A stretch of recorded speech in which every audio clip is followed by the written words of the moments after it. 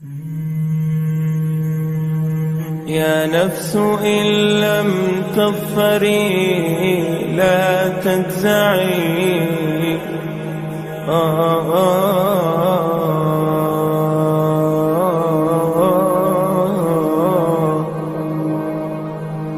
يا نفس إن لم تظفري لا تجزعي وإلى موائد جود مولاك ارجعي يا نفس إن لم تظفري لا تجزعي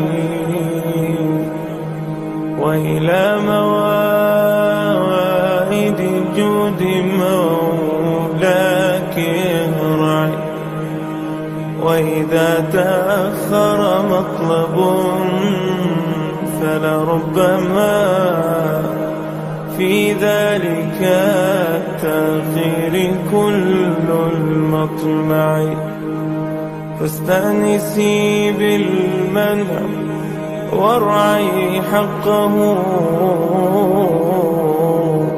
إن الرضا وصف المنيب الألمعي وإذا بدا من ناطق الوجدان ما يدعوك للياس الذميم الأشنع فاستيقظي من نومة الغفلات وليكن الرجاء لك مرتعا فيه ارتعي يكن الرجاء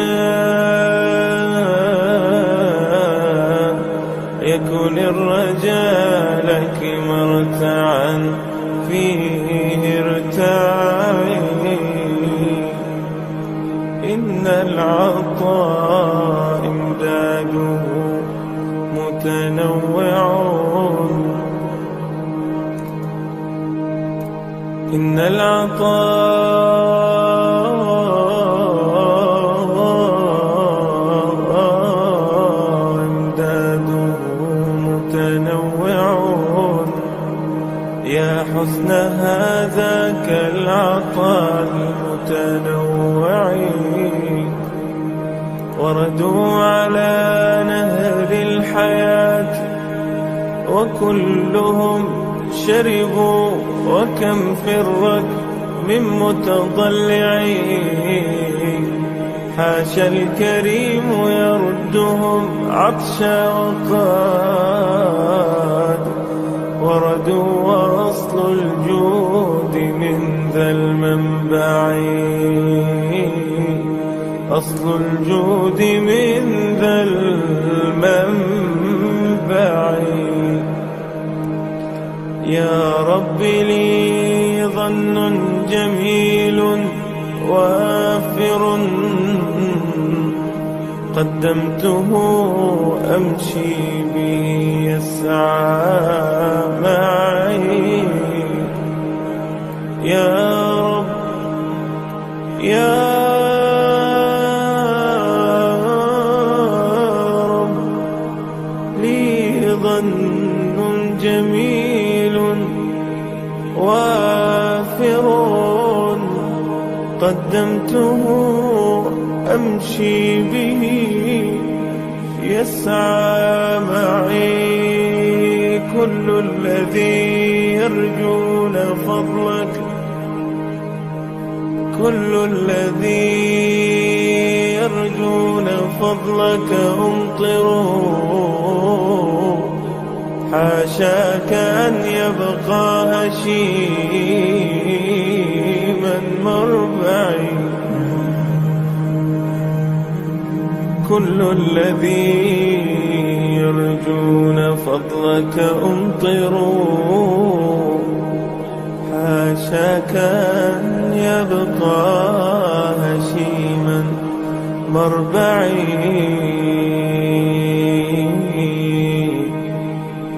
حاشاك أن يبقى يبقى هشيما مربعي ثم الصلاة على النبي محمد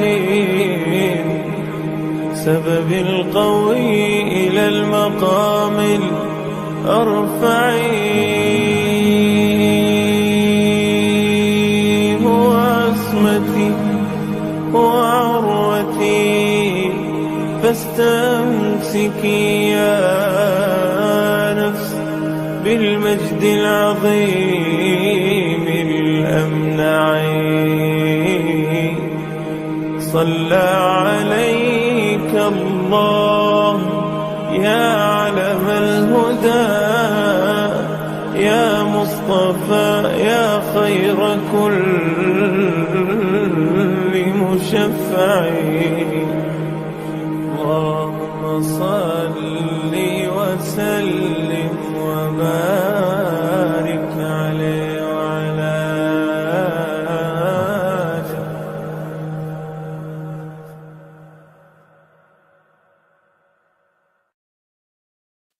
3, 2, 1, and we are live. Alright guys, welcome back to the live stream. Today I have James Lake with me, and here he is already. We finally set it up. Today we're going to do a stream together. We're going to share our Revert stories for each channel and talk about our path to Islam and many, many more things, of course, as well, inshallah. So, welcome, James. Assalamu alaikum. Good to see you, bro. Welcome, salam, brother. Good to see you.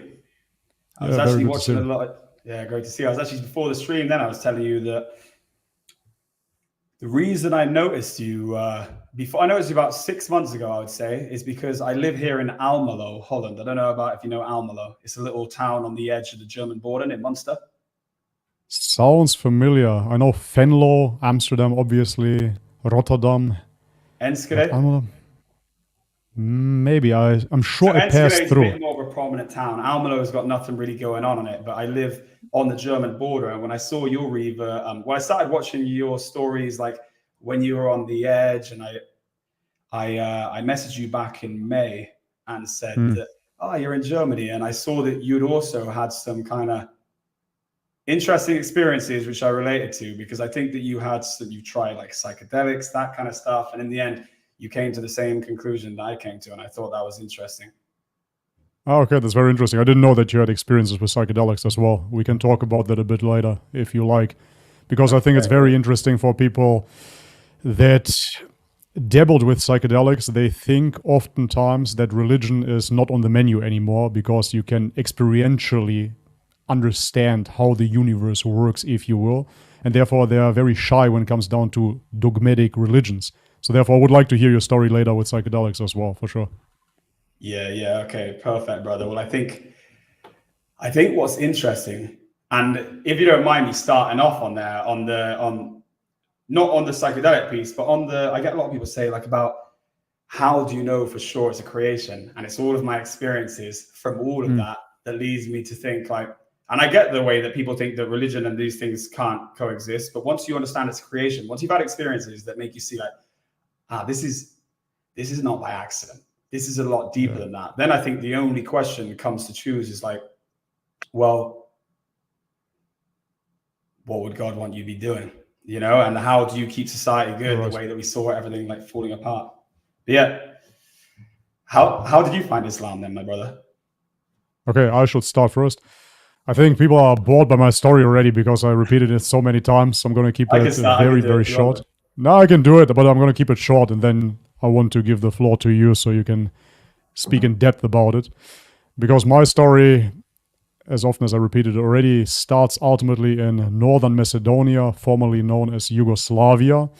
It is a Eastern European country, a Balkan country, and there we used to be under the Ottoman Empire for 500 years. So the Ottoman Empire stretched up to Austria ultimately at its heyday, at its peak, and therefore, I mean, I wasn't there, I didn't live through the time of the Ottoman Empire. However, the history that has been taught in school was always that we've been oppressed under the Ottoman Empire, and the Turks, they Yeah, essentially, I can't even say that on YouTube. They did certain things to our women, they abducted our children in a way, etc., etc., etc. And therefore, Islam bad, Muslims bad, Christians good.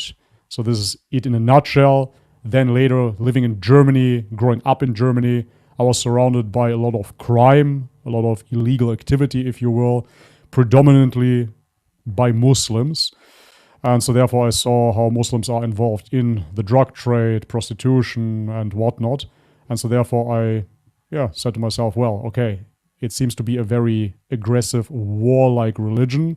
And it seems to not teach you any morals whatsoever, because the people that I see around me that are so-called Muslims have absolutely no morals whatsoever in comparison to the Christians that I know. And so therefore I grew up with a very big hatred towards Islam. And a very big prejudice, of course, paired with a huge ignorance because I had no idea about the theology of Islam. So when it comes down to Tawheed or anything like that, I never knew that it was part of Islam. Matter of fact, I always thought that Judaism, Islam, and Christianity are all monotheistic religions. They all believe in one God. However, they have different prophets. This is how I saw it back then as a teenager. And I thought, well, we have Jesus, and he is obviously the best. And Muhammad is I don't even know who that guy is. Must be some immoral character, somebody from the desert. I don't even want to know.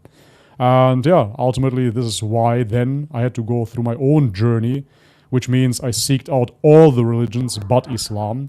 So starting with Christianity, then abandoning Christianity, getting into Buddhism, Hinduism, New Ageism, spirituality, everything intertwined, psychedelics, shamanism, going to the Amazon rainforest and brew my ayahuasca myself with the medicine man from Peru. So I did all of those things until I ultimately saw that. Oh, yeah. I drank ayahuasca and I learned to brew it myself as well. No way. Yeah. I've smoked DMT a few times. I've never done ayahuasca. I've smoked DMT and Yeah, see, for me it's the opposite. I didn't smoke the DMT, but ayahuasca is a long chain DMT, if you will. So therefore the DMT stays in your system for up to 24 hours. Wow, that must be crazy. Yeah, I did that there. They taught me how to brew it as well. So I looked everywhere but into Islam. And therefore, when I saw that this endeavor seeking spirituality seemed kind of unfulfilling, to say the very least, I didn't really find anything that made me feel whole, if you will, and competent for the rest of my life. I felt more lost than before. Even though I searched so far, I seeked in every corner, I felt more lost than before, and that was very surprising to me, but the natural response was then to return to Orthodox Christianity, because for people that don't know, my parents, being from the Balkan, are Orthodox Christians, and this is when I dived really deep into the theology. First I read the whole Bible, then I read the Church Fathers, I read all the writings, and then I seeked out even further and went to monasteries, Orthodox Christian monasteries. I spent time there with the monks, with the bishops, with the archbishop and whatnot, and I really want to understand Christianity. But this is the very first time when I started encountering what it truly means to be a Christian, according to the Nicene Creed, which implies that you have to worship the Father, the Son, and the Holy Spirit. And that was, again, to say the very least, a hurdle for me from the get-go, because I did not believe it. But because I've been through so much, I told myself, you have to believe it. You cannot cherry-pick now. You take the religion as a whole. And therefore, if the religion proposes that God is a Trinity, you will have to accept that. I accepted it, but I was always fighting internally, of course, and I believe that this is what Christians mean when they say, I am wrestling with my faith. Yeah, of course you're wrestling, because the faith is very illogical and very irrational. Nobody can make sense out of a Trinity. But be that as it may, I really tried for almost 3 years to make sense of it, and this is when I said, okay, it can't continue like this. I need a resolution. What can I do?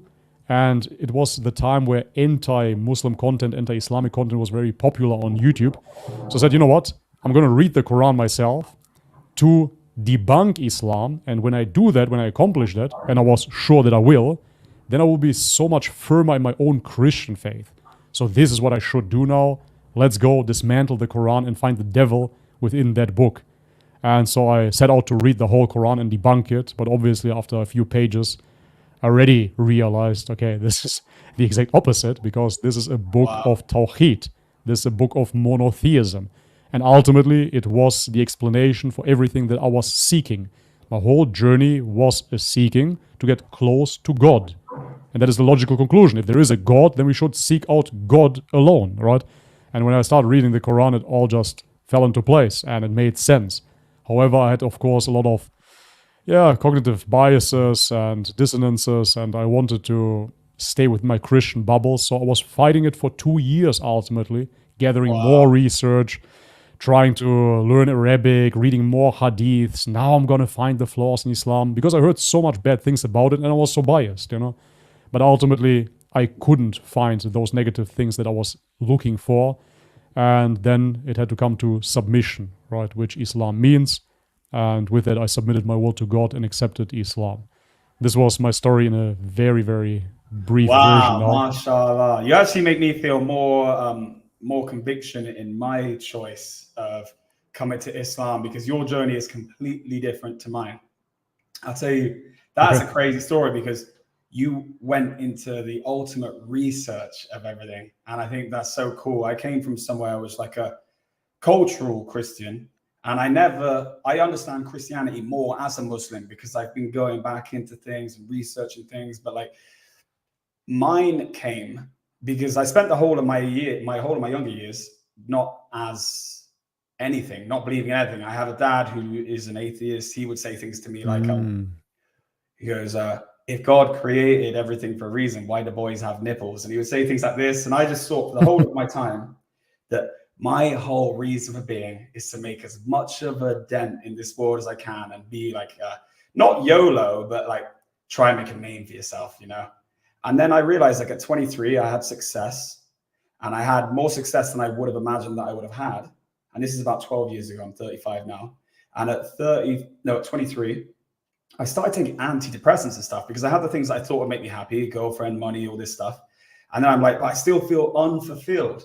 So then I went into like a 2-year acting like an idiot, taking loads of, this is haram, obviously you don't do anyone listening. These are mistakes I made, and alhamdulillah for Islam, because it took me here, is I'm doing like class A narcotics, like crazy, drinking like every single day, kind of just thinking like, man, is this all life was about? Like it felt baseless. I felt unhappy, even though I had the things that people said would make me happy. And then somewhere around like 27, 28, all of my business is drying up and things is basically upside down, and everything that I once had that gave me an identity like success is now withering away and I don't have anything. And I realized that I found meaning in just having a half marathon I'd booked, like being a bit better. I didn't have to be financially better each day. I just had to be better. And I'm a bit of a conspiracy guy, right? So I look back, I look at a lot of stuff from this guy called Billy Carson. I've watched it over the years. You might know the brother. He's an interesting guy. He'll talk about I saw a few things. Yeah, he's a cool guy, right? And psychedelics and that all go kind of hand in hand in that kind of outlook. But I'll tell you how everything links back, and you might have a similar notion as this. Is I saw that I'm not a genealogist, neither is he a genealogist, but he's explaining about how we have a worship gene. And I've seen how even me was defending new ideas that were brought into people because I'm worshipping ideas that I didn't even agree with 20 years ago. Like a dog could be born a cat. I won't make it like, you know what I mean? Oh, this little puppy can be a kitten. Depression exists. I was actually taking antidepressants for 2 months, right? And I phoned the doctor up and say, I feel worse. I was like 23 years old. I was a lot weaker than I am now. I've always been like a strong, motivated guy, but I was a lot weaker. And I'm like, I feel worse. Are you sure? They said, no, you're meant to feel worse before you get better. So I'm getting given a tablet that makes me want to kill myself even more. And it's just crazy. And if someone told me like, yo, you should do exercise, you should maybe look at religion. And my Muslim brother, my best friend, who I've been best friends with since my mid-teens, who's the reason why I reverted, he even said to me, you should look at religion. And I was disgusted at the idea that he thought text, a book, a perceived relationship to God could stop me taking what is a scientific issue. It's crazy, bro. Trust the science.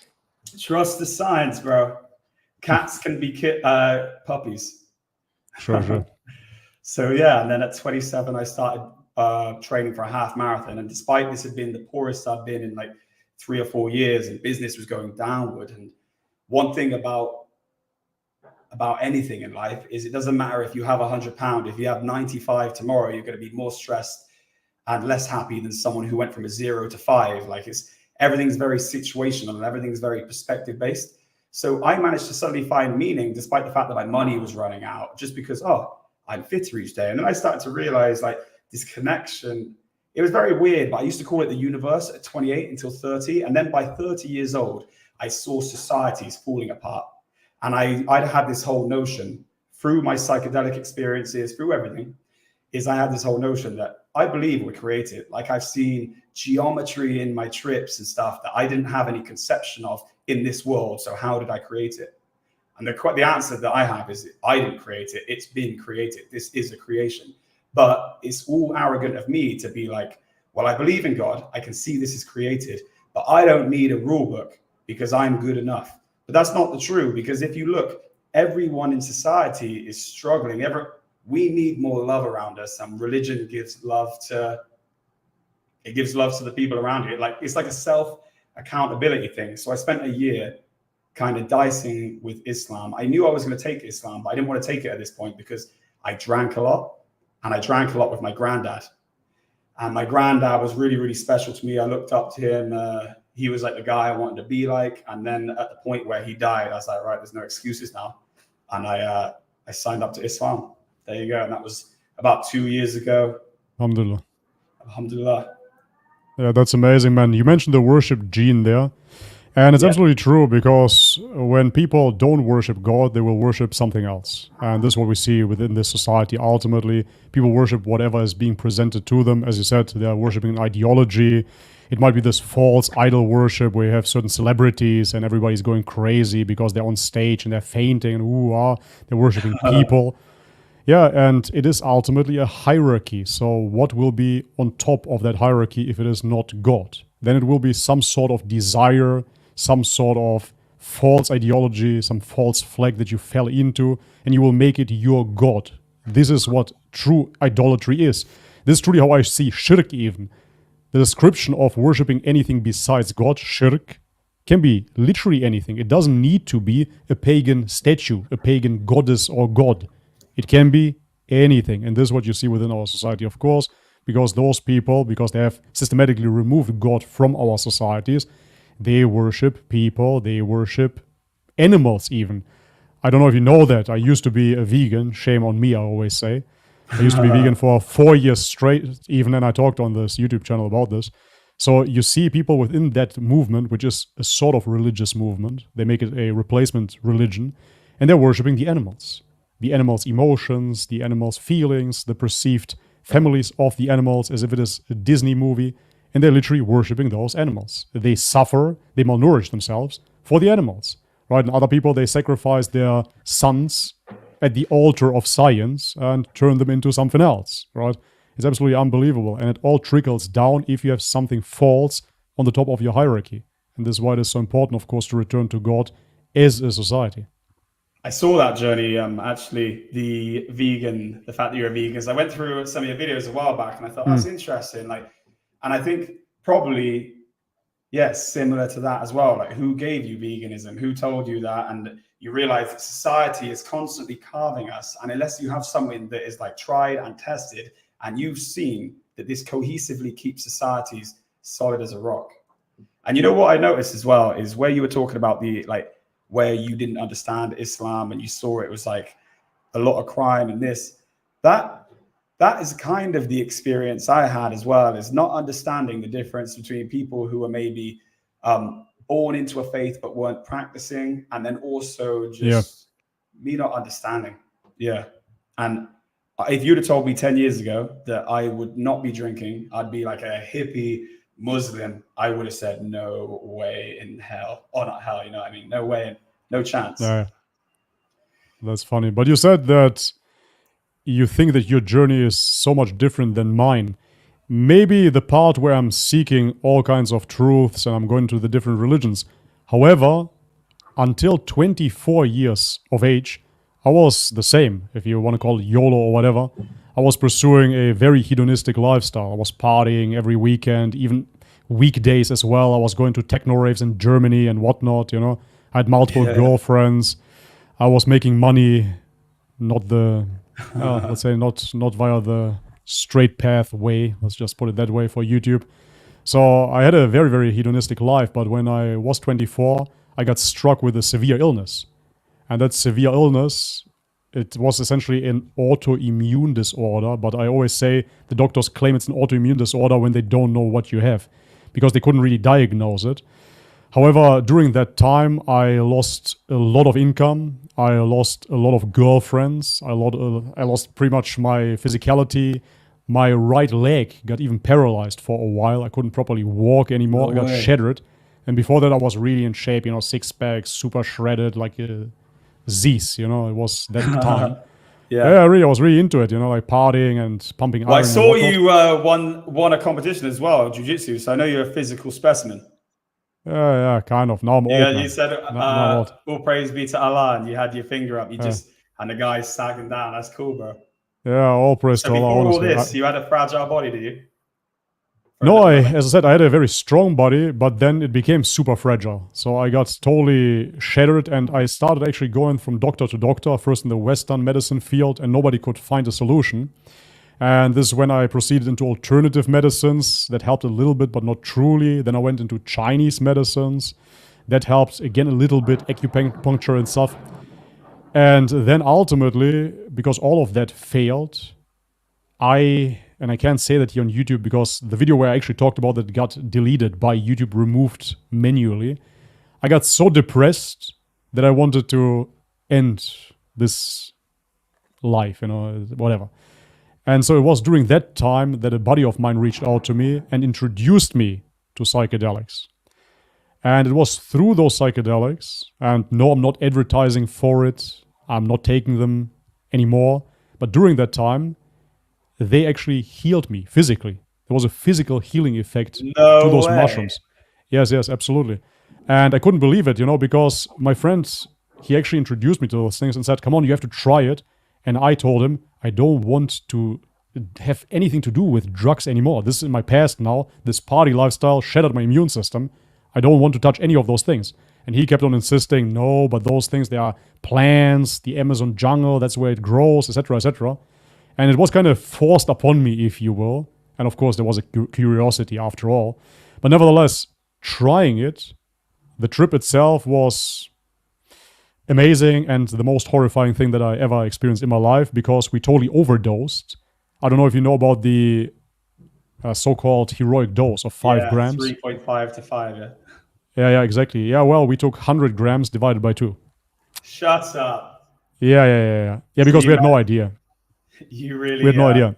Yeah, actually, I bought him this mushroom grow box from Amsterdam just for him to shut up about those things. I didn't want to have anything to do with it, so I gave him this box, grow it yourself, leave me alone. And he kept on growing it, and then he yielded roughly 100 grams. But he told me that he doesn't know how much to take, and on top of that, they kind of shriveled apart now, so they're probably not that potent. Well, that's what happens when they dry up, right? So they were dried out, 100 grams of mushrooms, and we ate 50 grams each for the very first trip. So 10 times the heroic dose. And obviously, I got completely shattered. It was outside. I had a ego death experience and whatnot, But the point of the story is, I don't want to go too long into the trip, is that after that, my leg that was partially paralyzed and swollen returned back to normal.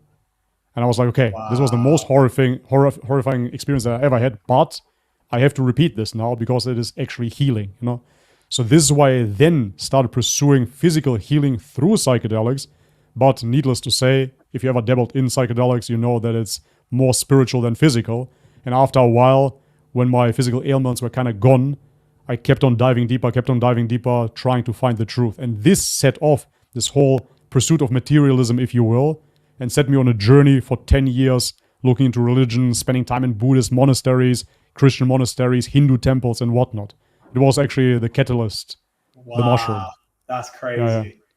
Yeah, so me at like 26 or 27, I had about 3... Well, actually, I don't know how much my first dose was, but it was definitely a heroic dose because I had this mushroom oil. I won't digress too much, but someone at the gym gave it to me. And I came away and my depression was cured then, but it kind of connected me to the universe. And I came away with this, again, it was probably not as extreme as yours, but it was very traumatic few hours dealing with demons, probably like insecurities that you haven't dealt with this whole time up until like 25. Now in your first big trip is like, and it was like a painful 6 hours, but I came back like, wow, I feel like I've just been reborn. I feel like I can see everything in the universe is purposeful. And I started to feel that, like a sense of connection. I then, for the next few years, continued to take psychedelic trips. Late, like at my 30s, got into smoking DMT a few times. And guys, anyone watching, just understand, I'm not advocating for this stuff. I'm just talking about my journey of how I got here. And these substances can kind of give you an existential, like a spiritual element to it. And they showed me that this isn't just a YOLO existence. Like, this is very deep.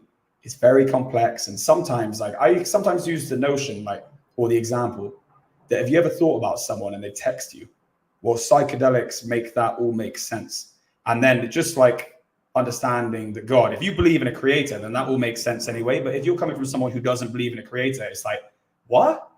We're all connected. We're all part of this bigger thing, and it's a creation. We're not just some big bang bacteria that ended up being this thing. So that's what it unplugged me. Psychedelics unplugged me. And then it was like, right, okay, I believe in God and I'm happy, da, da, da, da. I don't care about when I die. I can see we're eternal animals. But then, yeah, just started to realize that there's a level of accountability that I think God wants on us. And that accountability is to not just say, I'm happy, so life's good. It's to say, hang on, how's my neighbor doing? How's my brother and sister doing? How can I stop people being subjugated to the poison that I was subjugated to before I understood this? And the answer is taking accountability and saying like, yo, if you believe in God, you also need to take the second step. And the second step is to start living the way God wants you to live. If you're obnoxious enough to think that God didn't want you to live in a certain way, then what about kids who are undeserving of this idealism, you know? And I realized that it's almost an arrogance in me to say, yeah, I believe in God, but I respect your books, but I don't need them. Yeah, I totally understand. It's quite fascinating, actually, because you mentioned atheism and psychedelics. I know two atheists or former atheists. Before psychedelics, they believed in hardcore materialism. There is nothing but this world, Big Bang, etc., you name it. And then after psychedelics, they became spiritual. You know, they didn't become religious right away, but at least they had an understanding, okay, this is nothing here. This is the smallest part of existence, and it's so far beyond anything that you've been told in school, etc. There is an interconnectivity, there is a unity to this creation, and ultimately there is a higher intelligence. So with this, they came out of the experience. And that's why, yet again, I'm not advocating for it. However, in this hardcore material realm, I've really seen atheists being shaken out of atheism through a psychedelic trip. And I remember doing mushrooms back in the day, and I would see Richard Dawkins talk, the atheist, the famous atheist. Yeah. And I would think to myself, man, I just want to take this guy, you know, put him in a dark room with 20 grams of mushrooms, and then let him talk afterwards, you know. Let me hear Brother, what he I has to said say. this on my stream the other day. I said that there's no way he can still be an atheist. No chance. No chance. It's impossible. So No, he's it's impossible. basically got to an adult age of 20 years old and then lived 5 decades. I suspect he's like 70 years old. So you've lived 5 decades now, just like, no, only what you can see and touch, bro. Yeah. Look, maybe you shouldn't smoke anything haram, but hang on. You don't even believe in this stuff anyway. Smoke this DMT pen now and then tell me this isn't a creation. Exactly. Yeah, he's a kafir anyways. He can take it. No worries. Yeah. Bro, you can only get better from there. Yeah, you can only get better from there, bro. That's amazing.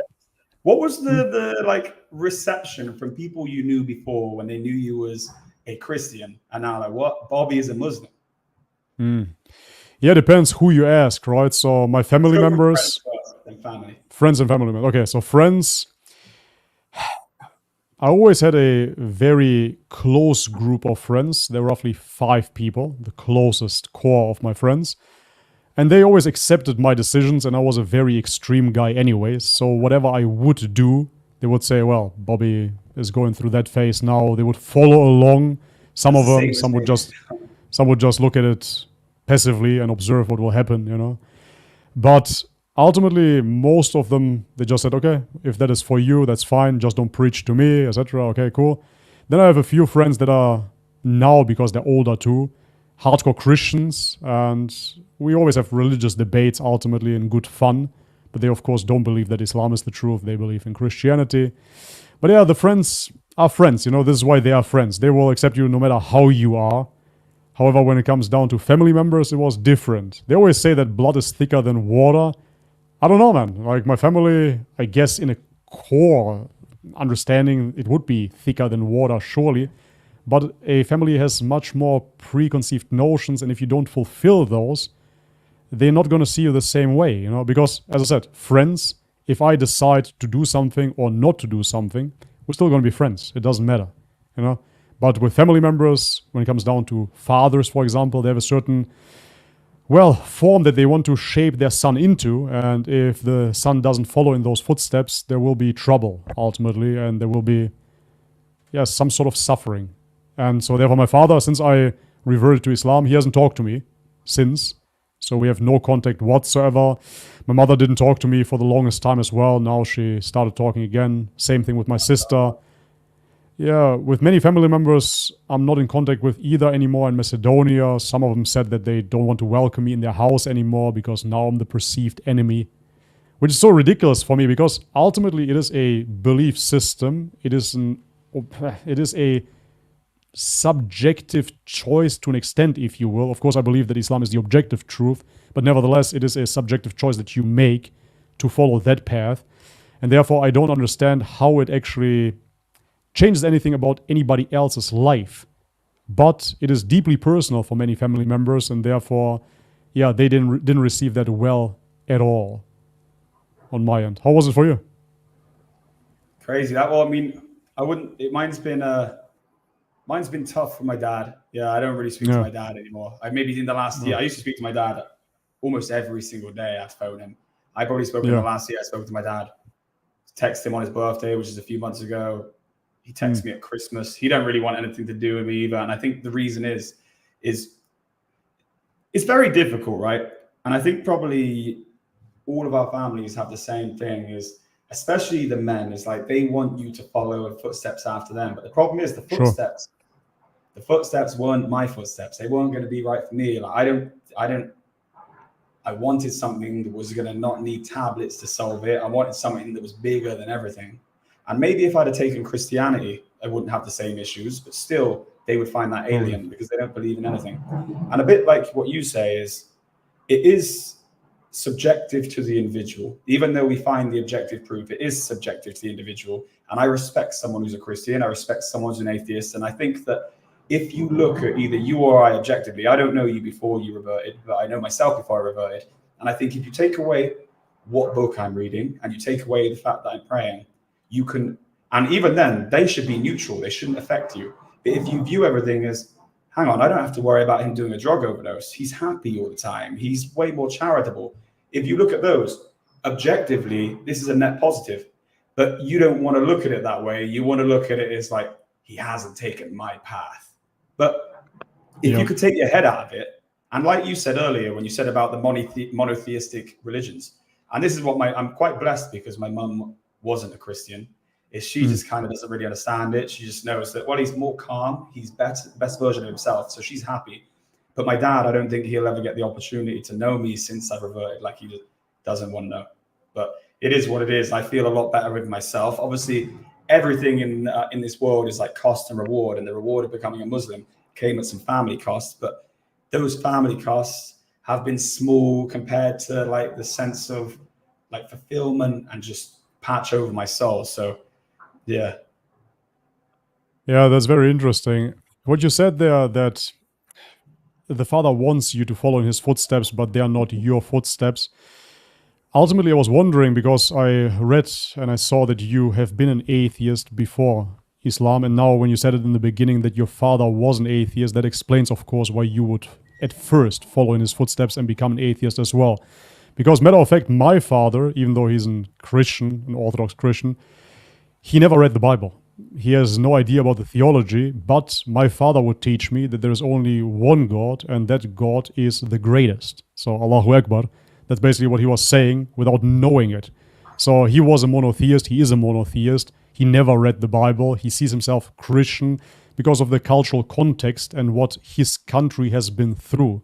He understands ultimately Christianity as something that is part of his country, and then Islam must be part of Albania or Turkey or what have you, right? And yeah, you are creating children, if you look into the biological need only without any spiritual context, to replicate. And therefore you want to have mini-me's, you want to have copies of yourself. This is what you're giving forth, right? Your gene keeps on existing. So if you are only in this lower sense of consciousness, if you will, then that's all there is. And you're not interested in what truly is true. You simply want a copy of you, no matter how flawed you are. And this is why in the Quran we read as well, right? They say they just want to follow what their ancestors followed, but they haven't been guided either. I'm paraphrasing, but this is a surah in the Quran. And this is what I see with so many people, with so many Christians, atheists and whatnot. They're not asking the deep questions. Am I upon the truth? Or is my position potentially flawed? And maybe my son has actually found something that is more accurate, to say the very least, than my position. But it is very hard, of course, for the father, because the father is the authority figure. And therefore, how can the baby boy now all of a sudden know more than me? I've been through life. He can't know. So this is the position that he is in. And therefore, I understand your father, my father, they're in a very similar position. My father is a Christian. Your father is an atheist. They believe that they've been through it and they've gotten the memo. So how can you now know more than them? It is impossible in their mind. But nevertheless, man, never give up. You know, you never know what will happen. I've heard crazy stories about people, parents abandoning their children because they reverted to Islam, and then ultimately they become Muslims themselves. I don't believe it myself when it comes down to my father, honestly, but who knows? Miracles do happen, you know? Do you know the craziest part about it is if I go about 6 months before I took my Shahada, my dad goes to me, because we'd always had these debates, and he was always like very political, and we would talk about like how the universe could have been created, look at all this stuff. Like, man, I used to have such different political views. It's crazy. Everything was different. Anyway, we used to speak, and he would be like, tell you what, everything's getting so crazy right now. And he was trying to start to go back towards traditional way of thinking. He was saying that I believe the Muslims got it right. All those stuff that I thought was so strict, they've got it right. And I was like, yeah, no. I was like, I think they do. And he's like, I think that men are polygynous by nature. I think that this is a problem. I think we need to have harsh rules on that. Anyway, 6 months later, I say to my dad, I'm going to take my Shahada next week. He goes, as long as you don't convert me, that's fine. Anyway, as soon as I converted, all hell broke loose. We didn't speak again. It was like, I think he felt like liberal in saying like, yeah, no problem. But then when I did it, big problems. Yeah, that's very interesting, man. See, I was contemplating myself and I was thinking, okay, should I tell my dad that I will revert? Or should I wait after the fact and then tell him I reverted? No matter how I would have done it, it would be wrong either way. And with your story, I see it now, because the same would have happened with me as well. If I would tell him, hey, listen, guys, I'm going to revert, then my father would have said, nah, don't do it. And then I would do it anyways, and he would be mad. The other way around, I did it already, and now he's mad as well. So no matter how you twist and turn, it doesn't change anything, and moreover, it's not really important, you know? We should honor our parents, of course, but ultimately what really counts is how we are perceived by God, how we stand in front of God, and therefore this life will end. For our parents, for us, we're going to live maybe 20, 30 years longer than our parents, and that's about it. It's nothing. So now I can't spend the rest of my time being here with thinking about what will daddy and mommy say. This is not how you live your life as a man anyways. When it comes down to whatever, business, choosing your future wife, and choosing your religion. At some point, you're going to be a grown man, and you're going to have to make your own decisions. So we cannot take that into consideration. Well, I actually think as well, Allah, like we're told, Allah is the best of planners. For me, I had quite an overbearing dad who, like, if I want to do something new with money I've earned, right, I'd want almost his approval because it's a big decision. I want his stamp of approval because I might get by it. But if he's said yes, I feel like, yeah, he would have done it. He knows best.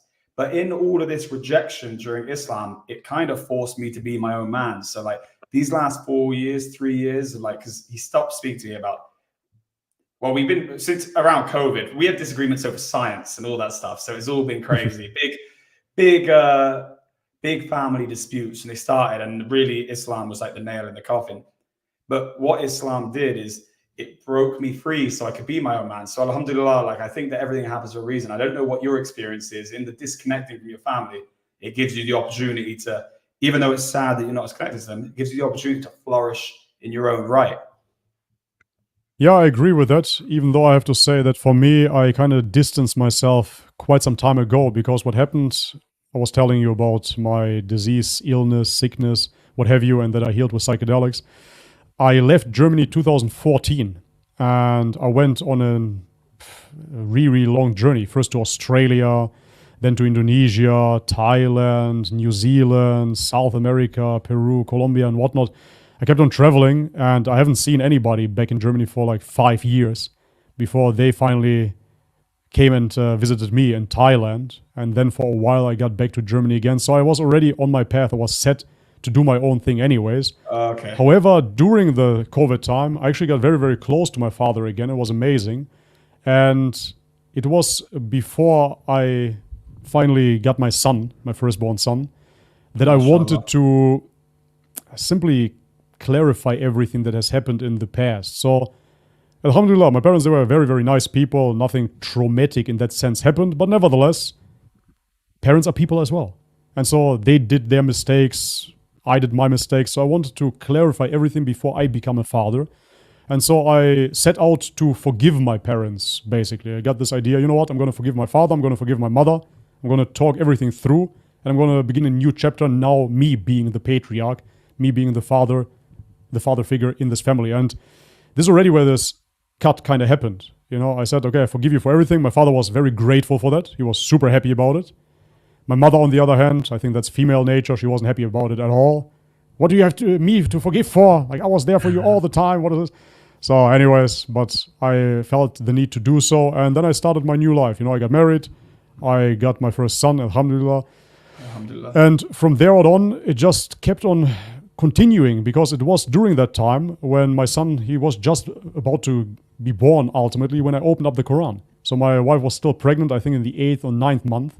And I felt not content with my religion, with Christianity. And this is when I opened up the Quran. And this was the final finishing touch, if you will. You know, the only thing missing for me to be an independent man and to lead my family was Islam.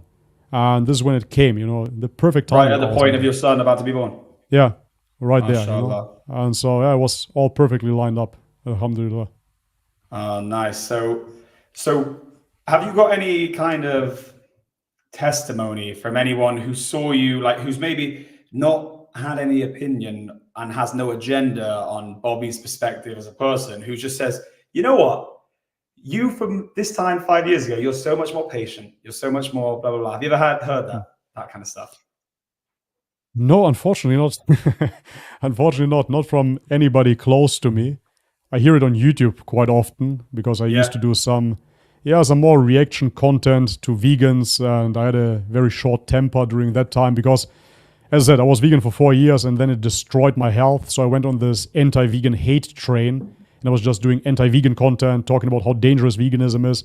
But I became kind of judgy and preachy in my reaction videos now looking back. And I was on the expense of certain vegans.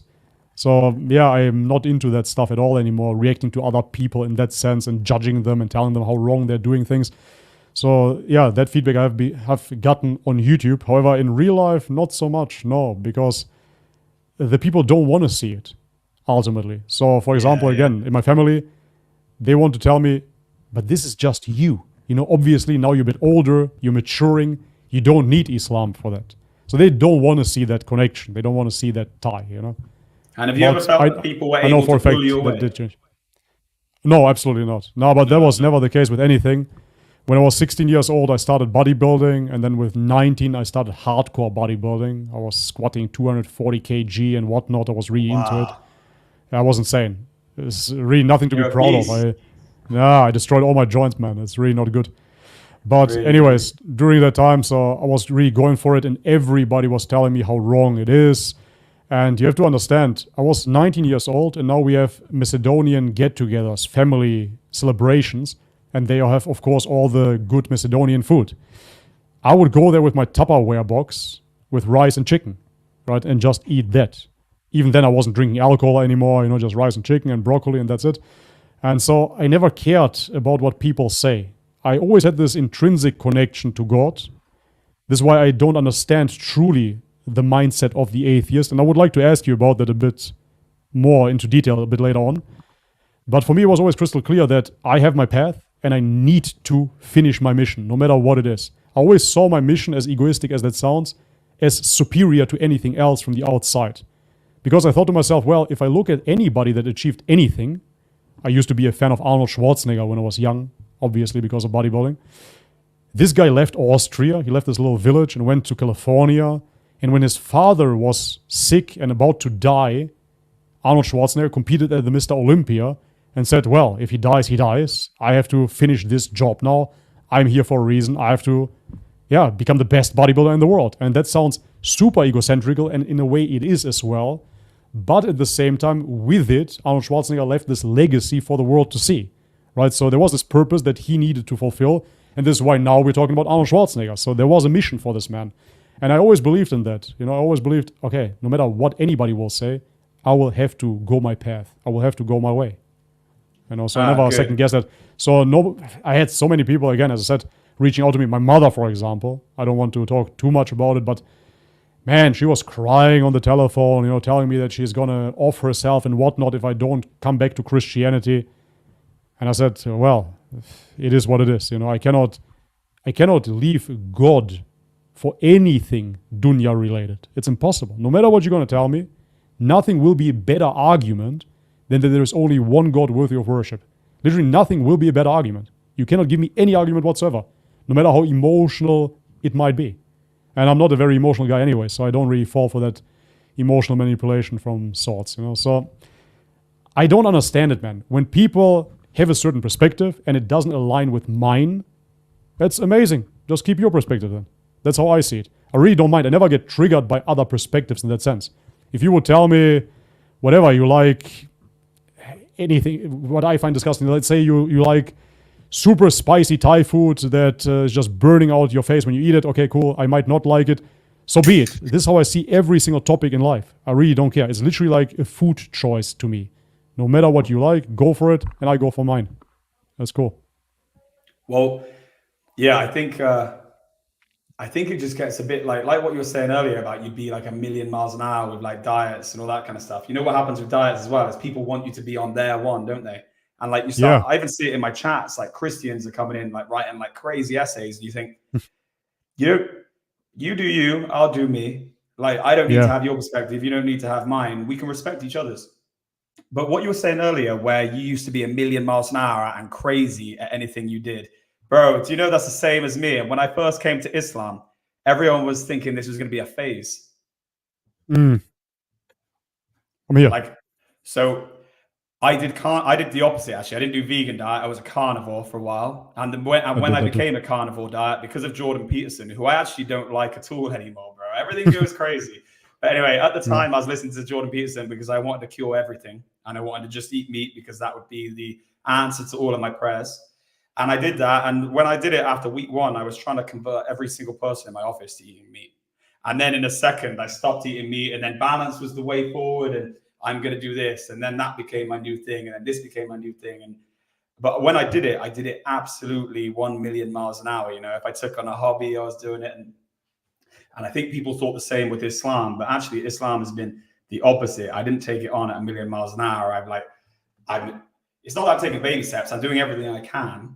But it's like I didn't overcommit to like, do you know what I mean? I haven't been crazy. It's the one thing I've been taking, like trying to understand pace. But I think everyone saw me act crazy with like back in the day with fads, or not even just fads, but like it was like, this is going to be the thing that I needed to fix this health thing or this. And I started eating meat, and then I felt good after a few days. So then every single person I knew needed to eat just meat too. And when I converted to Islam, that's what they said to me. My dad said the same thing to me, actually. He goes, just don't try and convert me. Anyway, obviously, I didn't try and convert him. He didn't want to speak to me, but that is what it is. But like, yeah. Yeah, I can absolutely relate to that. This is why I actually waited for so long with Islam as well, because the older you get, the more you start to understand yourself, and you have somewhat of a pattern recognition when it comes down to your own behavior. And I was the same way as well. I was extremely extreme. That's it. I was very extreme with everything that I did. And therefore, when I was a bodybuilder, as I said, I did everything there, everything you have to do to become a bodybuilder, I did.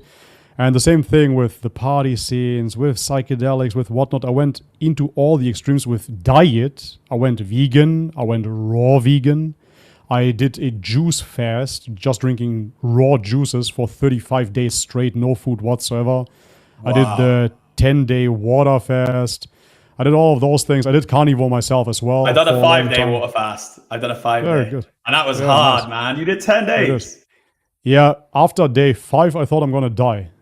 Honestly, but then day 6 day was 5, I said to my friend, I go, yeah. On day 5, I have never wanted anything. Even when I was addicted to substances, I have never wanted anything as much as I wanted food. Yeah, absolutely. Day 5, I really thought I'm going to die. I believe that I can't go any further. But because I knew that some people fasted for 40 days, I said to myself, well, can't die at day 5. You have to keep on going. And so I did 10 days. But anyways, I did the carnivore diet as well. I did the raw carnivore diet too, where I was just eating raw meat. So I was just eating raw liver, how was that? Raw ground beef.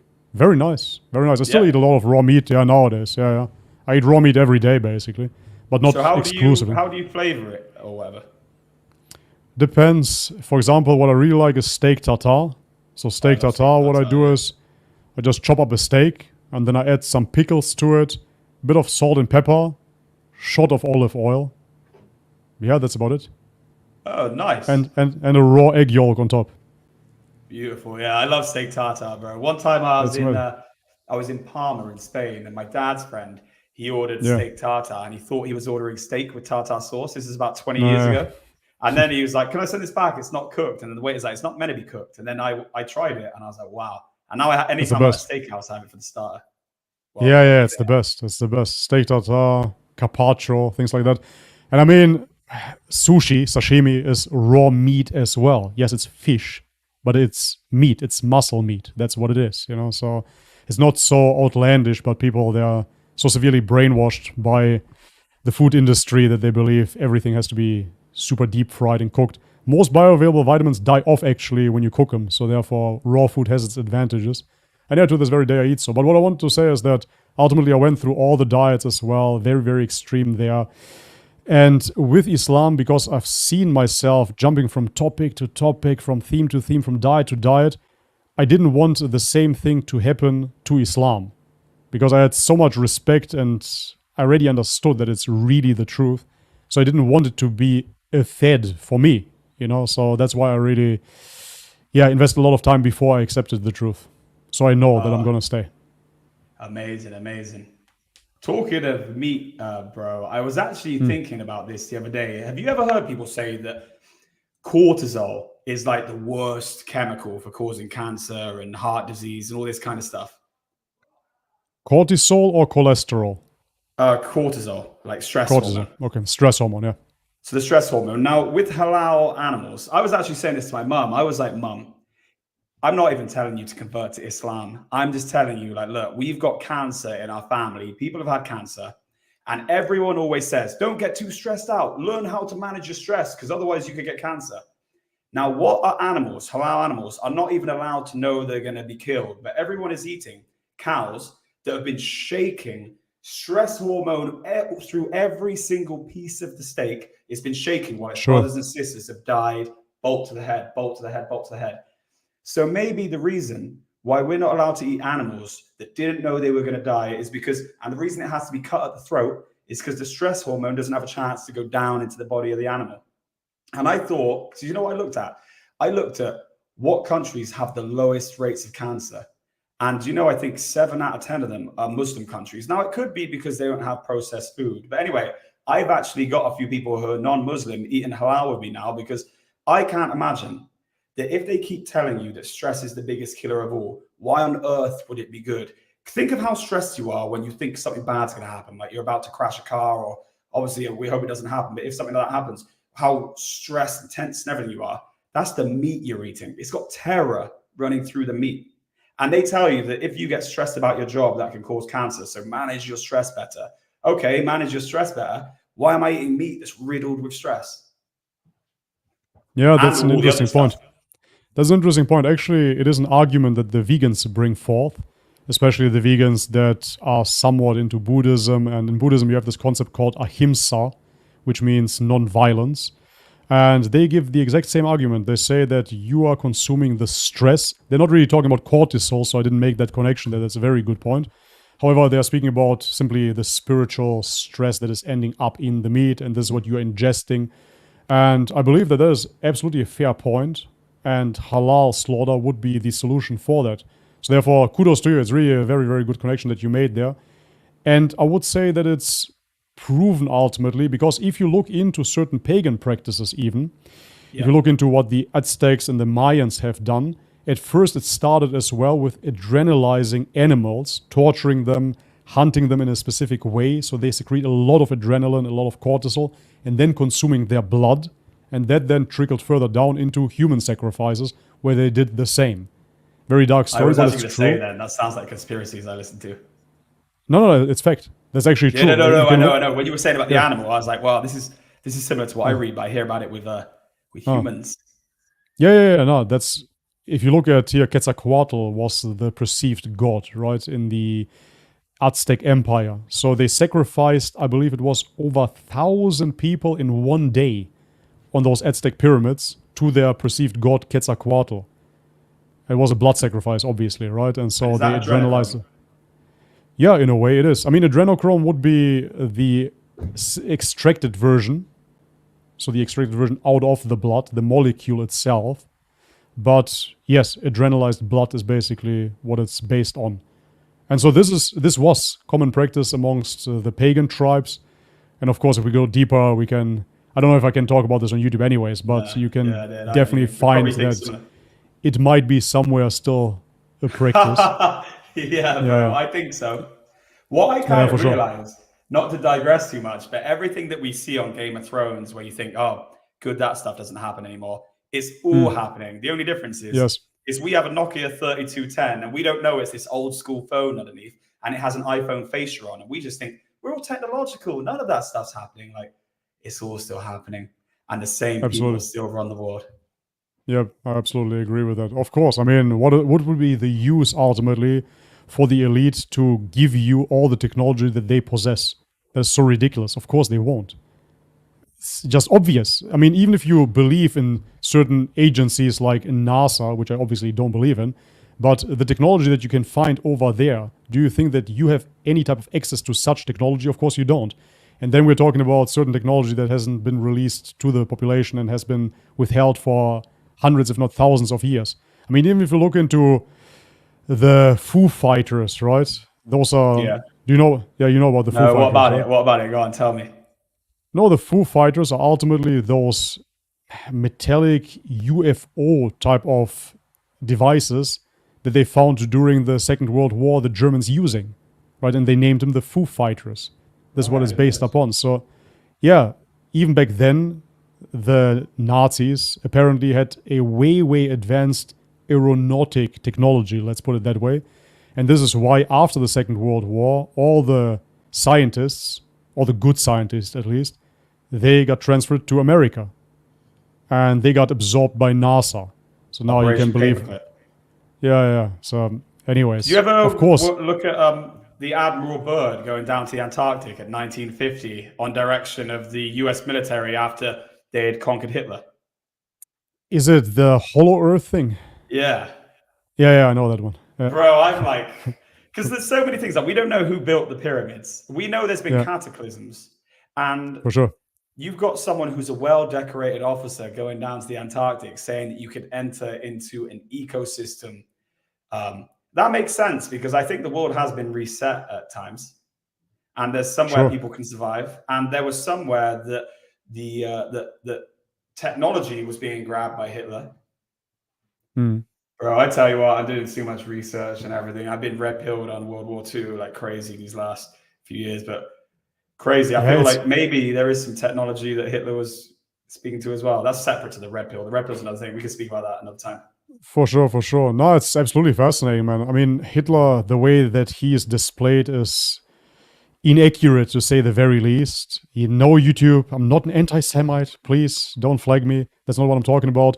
But in terms of, let's put it here, in a framed discussion. Hitler being this Christian German that wanted Christianity for Germany and he wanted that pure race.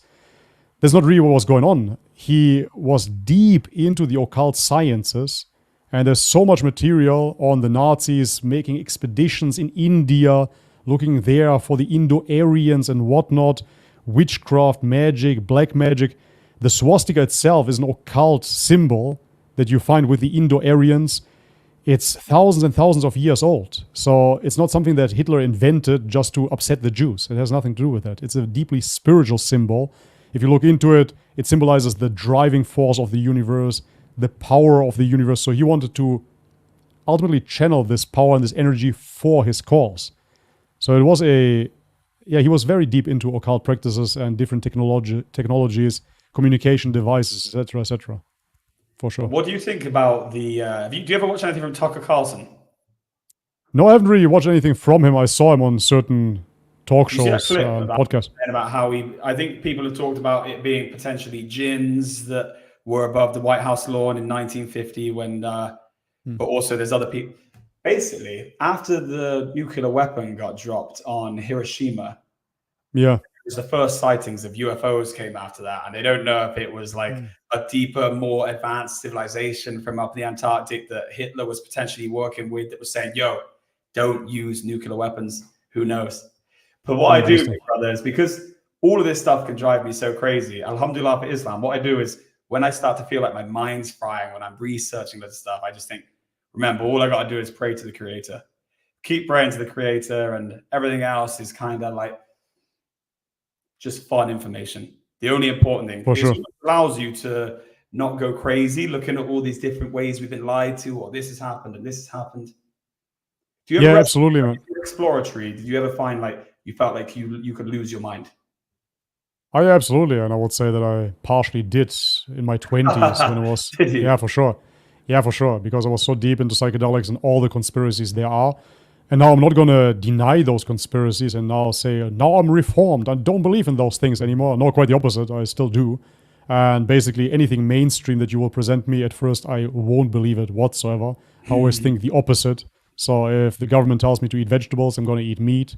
If the government tells me to take certain medications to prevent the flu, I'm not going to take them, etc., etc.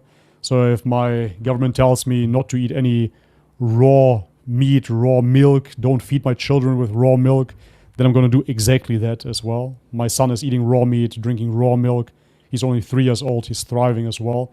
So wow, God bless. In that regard, absolutely. But at the same time, I absolutely agree with you here. There is only so much that you can know. And when it comes down to certain political, geopolitical, even spiritual matters, you won't find out. You won't find out in detail if you're not part of that particular group. So then you will only have hearsay. And therefore there's a limit to your understanding. And the only thing that you can do then is focus on yourself and your relationship with God again. That's literally all you can do as a human being. So you have so many boxes to tick as a human being, right? Take care of your health, take care of your finances, take care of your spiritual connection to God. And if you do that, you're going to have a good life anyway. So as you said, the rest is kind of like entertainment on top.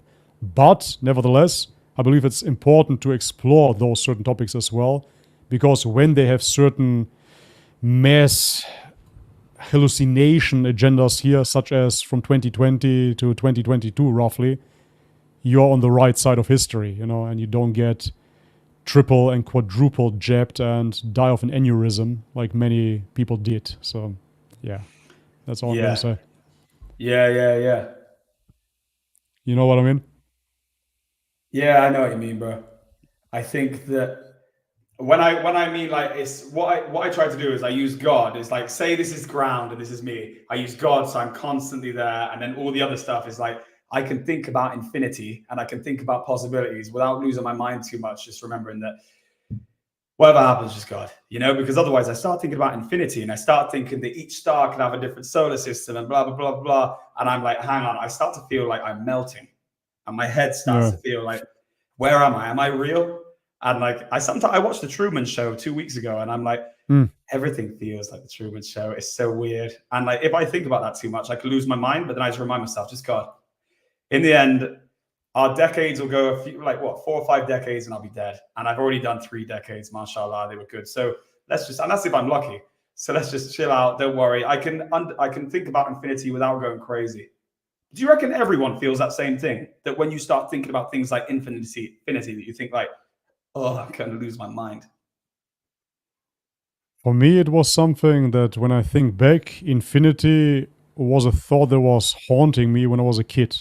So I would lay in bed and think about infinity, and I would simply spiral and spiral and spiral further, because I would try to pray to God, because I believed in God as a kid already. And then I would think about the afterlife. And then I only knew that the afterlife is eternal. And so then I would contemplate on eternity, and I would find myself in this time loop, ultimately, further and further descending, and laying in bed and ultimately having fear of death. It was crazy. I didn't want to face this eternity. But through psychedelics, I understood that this is something that your mind cannot comprehend whatsoever, because your mind is already bound to time and space. And we're talking about a dimension that is timeless and not confined to this physical space anyways. So no matter how you think about eternity, it's impossible. It is like you cannot imagine God. It's impossible for your mind to imagine God, even if you try. So when you have certain analogies about God, no matter what it is, for example, many people say Allah is above his throne, but that already has a certain mental picture attached to it. But it's not that mental picture that you have in your mind at all, whatsoever. It has nothing to do with it, because Allah is all transcendent and is like nothing in creation. And that's why this infinity loop, I believe that anybody that goes down that route will, basically lose their mind. Because we're not designed to be able to do it. No, it's like an ant trying to understand what thumbs are. Yeah, exactly. And how to be a human. Yeah, you absolutely can't. True. That's true. I actually think like that is what opened me up. It's not just in seeing it's a creation, is going to like a timeless zone and realizing there's a space outside of this space through like existential experiences, through psychedelics, made me realize like, oh, I understand what they mean about when they talk about time as being like a tangible thing. Because I never really understood what they meant on like Interstellar and that. I didn't understand what timeless meant. But like God isn't going to be operating with time in the way that we are. He's a different, limitless. Yeah, absolutely limitless. But that's why I would like to go back again to atheism and understand your mindset, because I don't think I've ever have spoken to an former atheist. But how did you perceive life? How does life look like when you're truly atheistic and materialistic? Is there anything that you truly cared for? Is there anything that you really valued? How did you perceive life as such? That you're just going to die and that's it, the lamps go off? Yeah, please explain how you saw life as an atheist. I would really like to understand this.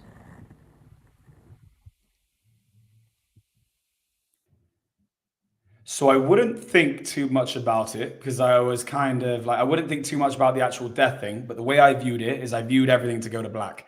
I viewed it as we were black when we turned on and we'll be black when we turn off.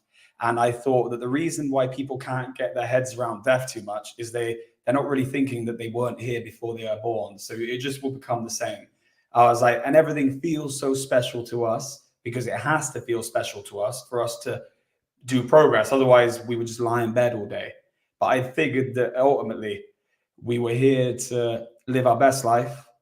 We were here to do what we could, make as much of a mark. I still believed like in trying to achieve the best of your potential, but I also believed in trying to take a happy medium. Like say I was deciding whether to work on this Friday night or not, and then someone says, oh yeah, but this person's doing this. I would find reasons like, I'm only young once, I got to go out drinking, I got to do this, I got to do that. And I always find an excuse to do stuff. So it was this trying to find purpose and also trying to have enough fun, because these days are numbered. And what happened is I wouldn't think too much about the death element, but inherently I wasn't happy. Like I would just always take drugs, always drink. I was never just content. And contentment only came after I found God. So like atheist, I lived like cohesively fine. I did too much drugs. It was going down a bad path. But I guess I didn't think about the existential or spiritual elements too much, because I was always just doing fun stuff and like, or what I thought was fun. But ultimately, like, I went to the doctors to go and take antidepressants because I was struggling to get through the days. I felt so depressed. So that's what atheistic life was like for me. And now I've had days like where I've lost 3 family members since becoming Muslim, and still I've not been anywhere down. You know, I've been fine. And I think that if that had happened to me back then, I probably would have taken antidepressants. And it's like, me as a believer, I know that we're eternal animals now. We're eternal creatures. I've seen that through psychedelics. But yeah, before I wouldn't have seen it that way. Sorry, it's a bit of a choppy answer, but I hope that makes sense. I'm trying to like cast my mind back to like what I was like. It was all very pointless. Now, in the Quran states as well, right, that if you do not remember Allah, you will have a depressed life. So this just makes absolute sense, because the atheist obviously doesn't remember God, doesn't remember Allah, and therefore it led to depression in your case. I'm just wondering, because if I would have ever believed that God doesn't exist at all and that the lights go off, I would simply have a free-for-all ticket. I would just do exactly what I wanted, but with no restrictions whatsoever, because, yeah, if there is no aftermath, what is holding me back? That's what I always find so incongruent about the atheistic position, you know, when I see atheists talking about certain subjects and they want to appear very moral. And don't get me wrong, I don't doubt that they have intrinsic moral beliefs. Obviously they do, because they are humans. But there is no basis for their morals. There is no argument to be made why they are moral. Because if they say, for example, Sam Harris is famous for this, he has this opening speech and he claims, well, I don't have to tell you that you shouldn't poison a village in Africa. That's just common sense. You shouldn't even ask why that is bad. It just is. But he doesn't believe in objective right and wrong. He doesn't believe that there is ultimate good and evil. So why is it bad to poison the water supply of an African village? It's not. If there is no God and I can simply do whatever benefits me, because this would be survival of the fittest, I can do exactly what I want. I can poison an African village. I can eat all the food in the fridge and let my family starve if I wanted to. There is no consequence to any of my doings. So this is why I find this position indefensible ultimately. Yeah, I agree with you. I think a lot of the values, and people don't admit this, but a lot of the values are second generation Christian values, because I was still living as a Christian. Sure. I just didn't know it. They came from like, but where I say they're second generation is because let's say you've got a generation of secular atheists, or like maybe Christians, but they're not really practicing anymore. They don't really believe in God. They're just, but you will have probably morally superior parents of the less morally sound kids. The kids aren't connected to God in the same way that the Christian parents were. And they have a kind of loose understanding of like the rights and wrongs, but they don't feel them in their heart the same way as the parents do. And I think that's why you see kids acting crazier than what their parents did. So like, and I think if you go another generation below, are we supposed to believe that the kids' morals are going to increase? I think what we're seeing is a degradation of like, at one point, the coding was on point with the Christians who practiced, but they didn't know how important it was to teach their kids. And it's got looser and it's going to get looser and looser. And then maybe you'll get people like you and I who have this like light bulb moment who are like, yo, we need God in this. And we kind of fix it up for our further bloodline. But I think in general, people don't understand that most of their, whether or not they want to kill African kids through poisoning water, is actually, they don't want to do that because they've been given values through Christianity they wouldn't admit. But I think that also the reason why, so I did a lot of stupid stuff, a lot of hedonistic stuff, but you know, like we said earlier about you having the worship gene, is other people become your God. So the God to me was like my dad. So I didn't want to disappoint or upset my dad. So like he became like larger than life. And as long as it was within the confines of what my dad allowed, I could do it. So drinking was absolutely fine. I was drinking like a fish. Cocaine wasn't fine, but I was successful and I would still do it. And he kind of turned a blind eye to it, but that was no problem. But then when I became a Muslim, that was a big problem and all that other stuff. So it's crazy. The way atheist works is, it's weird, the mindset. Yeah. Yeah, because Islam goes obviously in a direct contradiction to atheism. It's the exact opposite, right? Because even Christianity, as you said, your father is an atheist, but culturally, he's still a Christian. He probably celebrates Christmas, maybe Easter, right? So he's still culturally in that context. And his worldview is deeply influenced by Christianity, even by the opposition of Christianity, because I think especially in England, it is mostly Protestant, isn't it? Is it? I'm not actually sure if it's Catholic or Protestant. My friends are Catholic Christians, but I don't know what the ratios are. Okay, I thought that it's mainly Anglican, so therefore there will be a branch of Protestantism. But even that, you know, you already had this internal struggle against the church, etc. So it is always within the framework of Christianity. You cannot run away from your history and what it has done to the mindset of the people. So therefore, even if you would have become a Christian, it would of course oppose atheism, but you would be still in a comprehensible framework. And the further you go away from that, next step would be a foreign religion, be it Buddhism or Hinduism, but ultimately it all ends with Islam, because Islam is the direct opposition to atheism, of course. Because atheism says there is no God, and Islam says there is nobody worthy of worship but God, right? So therefore it is the exact opposite of atheism, of course, and this is why your father, he cannot live with that. He cannot accept that. Even cocaine, which is, that you mentioned, is of course not that something that he wants, but nevertheless it's an extension of alcohol. It is just another drug that is now being used. So therefore even that is still within the framework, even though he doesn't agree with it. But he can deal with it, he can cope with it somehow.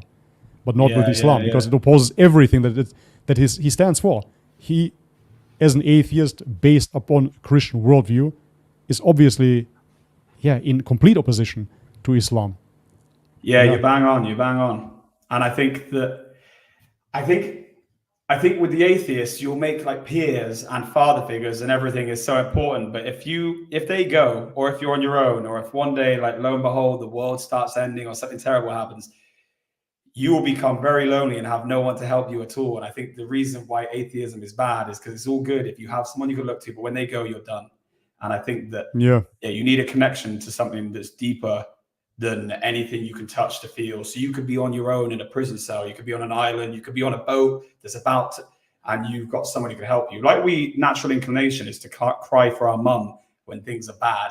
Like that's what God is, the ultimate, isn't it? And I think that an atheist, I think the loneliness and the depression that comes with atheism is unparalleled. I remember I had a business failing on me when I was an atheist. I was like 19, and I remember I tied a rope and I had it around my neck, and I really wanted to kill myself. Like I had a pin tied it to anywhere, but like I guess in my head I was like, it was crazy. I had probably 3 different times where I wanted to kill myself as an atheist. Atheism is a bad way to be. And I know I get people in my videos, they'll be like, stop speaking for all atheists and blah, blah, blah. I'm not trying to speak for all atheists. I'm trying to speak for like the idea that I do believe there's a certain part of you which is not soothed unless you have like the answer. And the answer is the faith. And alhamdulillah for Islam, it's Islam. I believe it's Islam, but I believe that even Christians and Jews, they get that same contentment from whatever they're doing. But it's just, I think without it, I think the world is a bad place. And I want people to be Muslims. I think Islam is the answer. But I noticed that I have more in common with someone who has a faith, any faith, than no faith. Absolutely. Yeah, it's interesting that you mentioned that, because I had a friend, and he was a successful business owner himself. He had his cars, he had his flats and whatnot. He was in a relationship even, as I said, he had his business running. But then the guy actually went into the German forest and hung himself.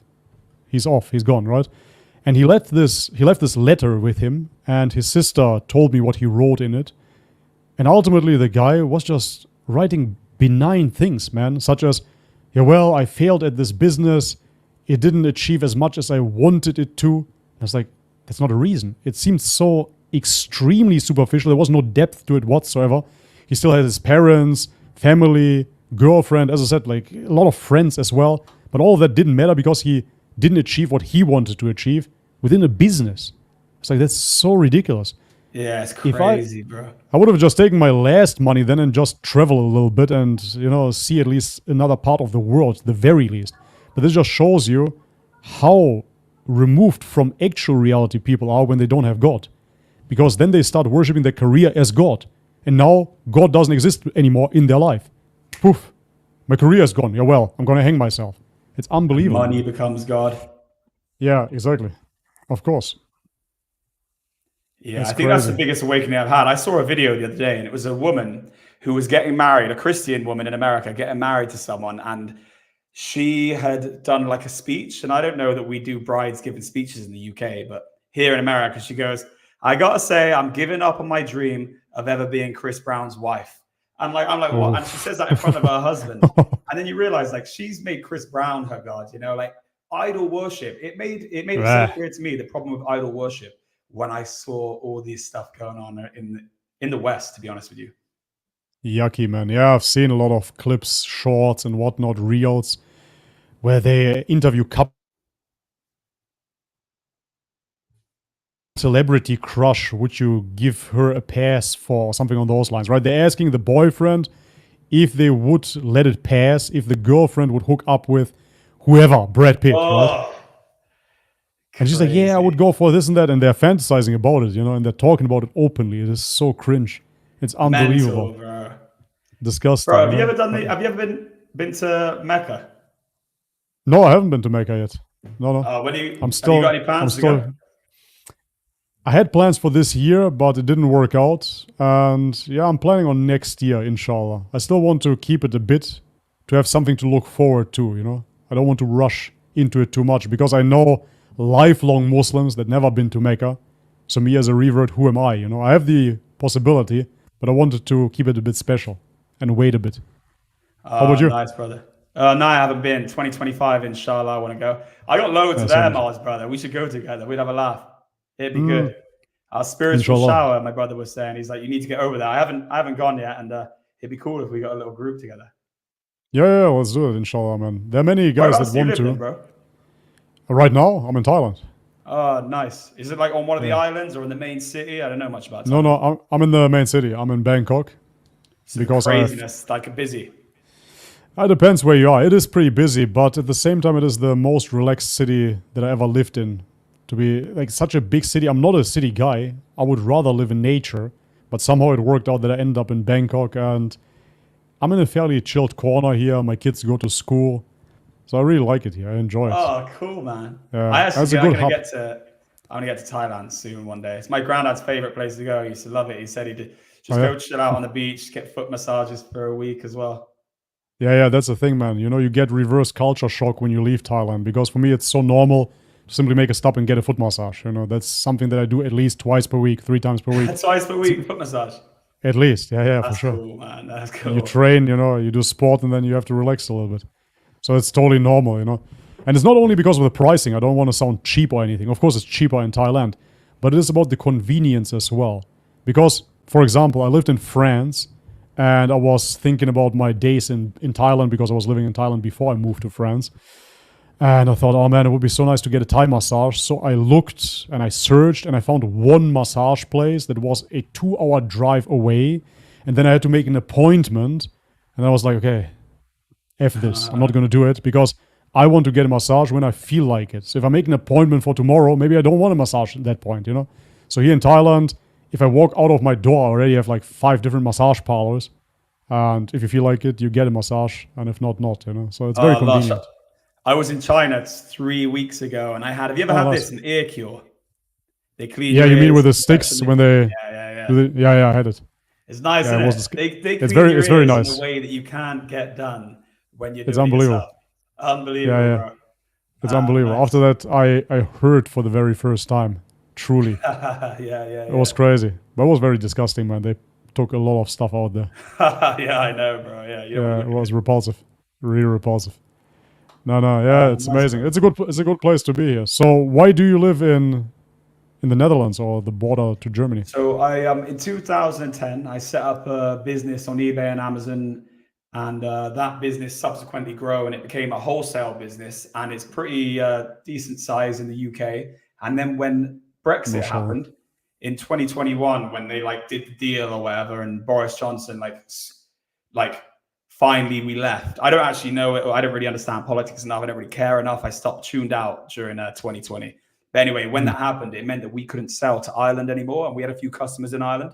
So I looked for the countries that would be best served to supply all of Europe. The first choice was Germany, but it was like a really elongated process to try and get a GmbH. It was going to take notaries and people to translate to German, whereas with a BV, which is a Netherlands company, you're probably familiar, BV was a lot easier. So I kind of got, whereas GmbH, and you're obviously going to know it as your German, is GmbH is like the Rolls Royce of a company. Everyone in Europe looks at it GmbH. like ironclad. Yeah.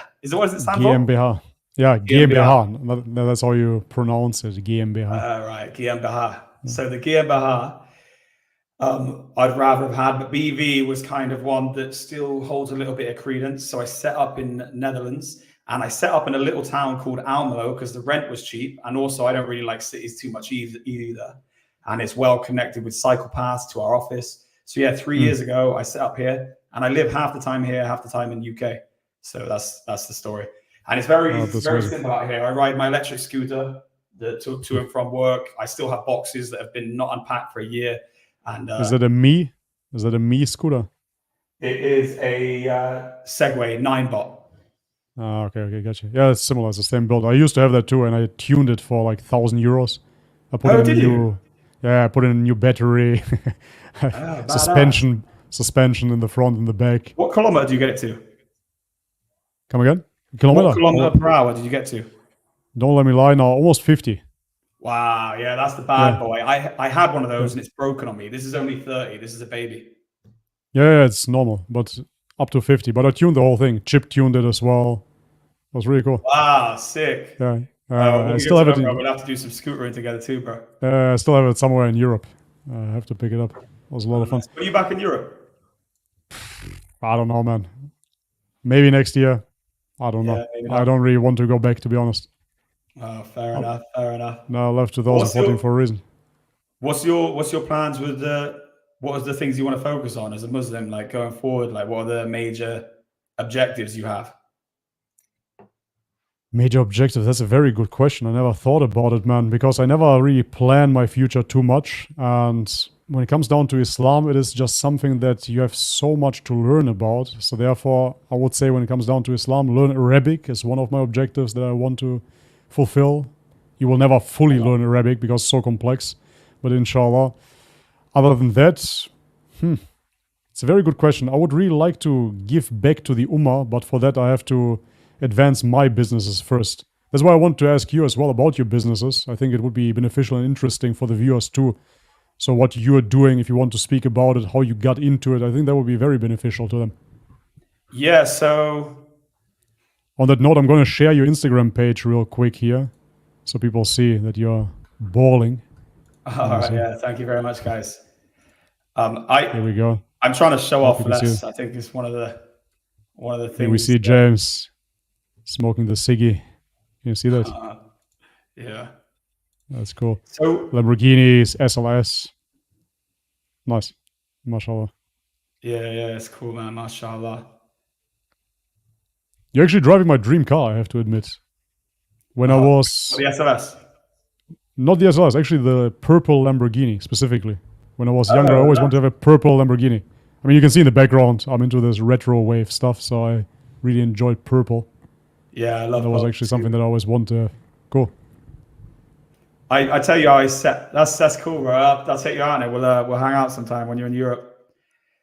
So I started my business. What happened is in 2010, I set up selling on eBay and Amazon, and I'd spoken to my dad's friend, and my dad's friend was a guy who sold diving equipment. And the reason he sold diving equipment is because he has a passion for diving, and he said, pick someone you want to sell. And I love playing poker. I played poker like 10 hours a day at the time. Like any money I could get, I would just waste it away on poker. I was a degenerate poker player. I was pretty good. I could win, but then I would go on tilt and I'd mess up. Anyway, long story. But what I would do is I took it onto eBay and Amazon, and I started selling. But because I had zero feedback, I wasn't making sales. So I bought a load of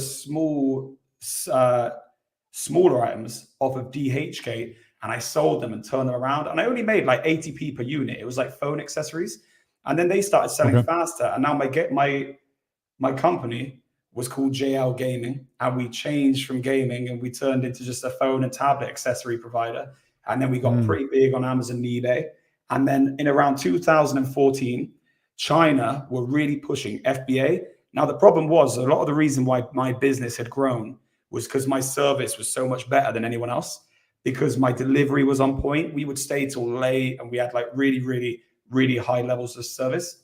But then when FBA became a thing, that now there was no competitive advantage for someone to buy from me versus buying from a Chinese seller, because it was all 24-hour delivery. So now before, people were happy buying from me, let's say £5, paying £5 with me versus £2.50 with a Chinese counterpart, because they'd rather just pay double and get it next day. But now it was next day everyone. And I saw my business go from being really strong to super weak. I employed 25 people. And then within a year, I employed like 6. So I had to let go. It was super stressful. And I fired people before, and firing people, sure, is stressful. But when someone's wronged you, you can kind of righteously say, yo, you can't work here anymore. I'm sorry. But when you have to let people go because you haven't got money to pay them, that's a whole another thing. It's very stressful because they're crying and you know they haven't done anything wrong to deserve it. It just, anyway, I don't think if I was doing so much hedonistic stuff, that would have all happened. But anyway, lucky for me, when it got down to 6 people, we had a few wholesale customers that were pretty much paying the salaries of the last remaining 6. And we said, yo, we can't make money here on eBay and Amazon. It's too difficult. Some people are doing it. I'm not saying it can't be done, but it wasn't within my intellect at the time, I'll be honest. So I was like, right, we're all in with wholesale. And we just smashed the phones. And then about 3 years later, 2020, we were 2 times bigger than we'd ever been. And we were up to like 50 staff. So like crazy, like, Mashallah. no, 2021, 2022.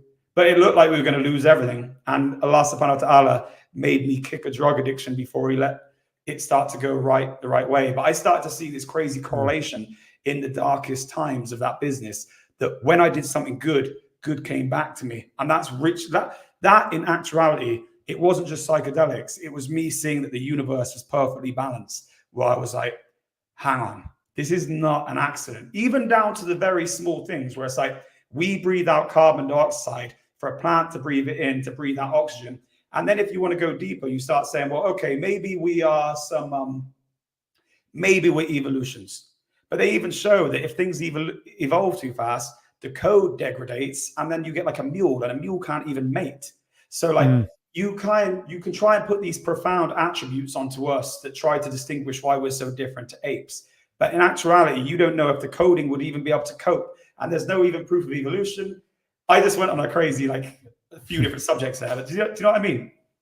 Sure, absolutely. So my business failing and things starting to go bad led me to be very sensitive to my surroundings. And I saw that when I did good was coming back. So I started to believe in karma. And yeah, I know I talked about evolution and karma and the same thing, but like I just thought it was I should have got the point off. No, I get you, man. Yeah, it's very interesting to see somebody being successful in business as well. I think that many Muslims, they're aspiring as well to have halal business. Ultimately, I've seen that a lot lately on YouTube being promoted, which I find very, very good. Of course, within the Western system, you will always have certain things attached to the banks, etc. So 100% halal, nothing is 100% halal. And we have hadiths about that as well, that in the future, nobody will be able to escape Ribba. Everything will have the dust of Ribba. I'm paraphrasing here. Really? Is that actually written in there as well? That's yeah, absolutely. 100%. Wait a second. Let me. It's impossible to avoid, isn't it? Like in some cases. It's impossible to avoid. Wait, I'm going to look it up. It's a hadith about that, specifically. Why is my internet so slow? About the Ribba subject, that nobody will be able to escape it. It will be like dust. That's what it is. Ribba like dust hadith. Yep. Okay, that is in Abu Dawood. A time will come upon the people when they will consume Ribba. Whoever does not consume it will be afflicted by it, by its dust. So the time will come where everybody will consume Ribba, and the one that does not consume it will be afflicted by its dust. So it is inescapable even for the person. I saw a meme actually, where it's like you used to be able to buy a house for 1 brick of gold.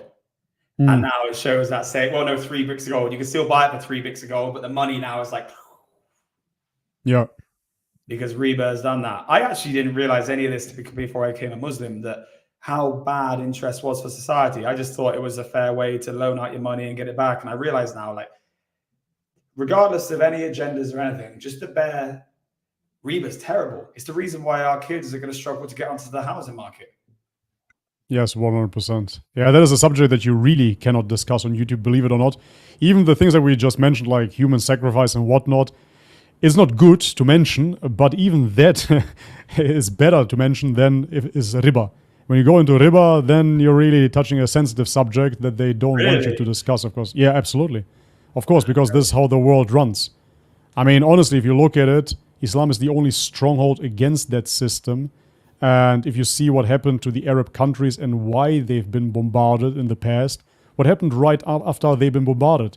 First, they destroy all the Islamic banks, of course, and they establish their banking system. Why is that so? Right? It's only Islam, true Islam, that is against Ribba. The only religion that is against it. Of course, if you look into Christianity and Judaism, there are certain things that could point towards it, but in its implication of no tolerance for Ribba, that is only within Islam. And of course, therefore, Islam will be the bad guy in the media. Go figure. And I actually think that the fact that Islam says about the dust element and that shows that this is a very, that's a miracle. The fact that the Quran would even know that, or the Hadith would even know that. Yeah, the Hadith. Yeah, absolutely. I mean, if you look into the prophecies of the Prophet ﷺ, when he speaks about that the Arabs will compete with each other in building the tallest buildings, that is absolutely insane. Like really thinking about liquid gold underneath the desert. Yes, exactly. It says, and I'm paraphrasing again, that the earth will spit out its riches for the Arabs.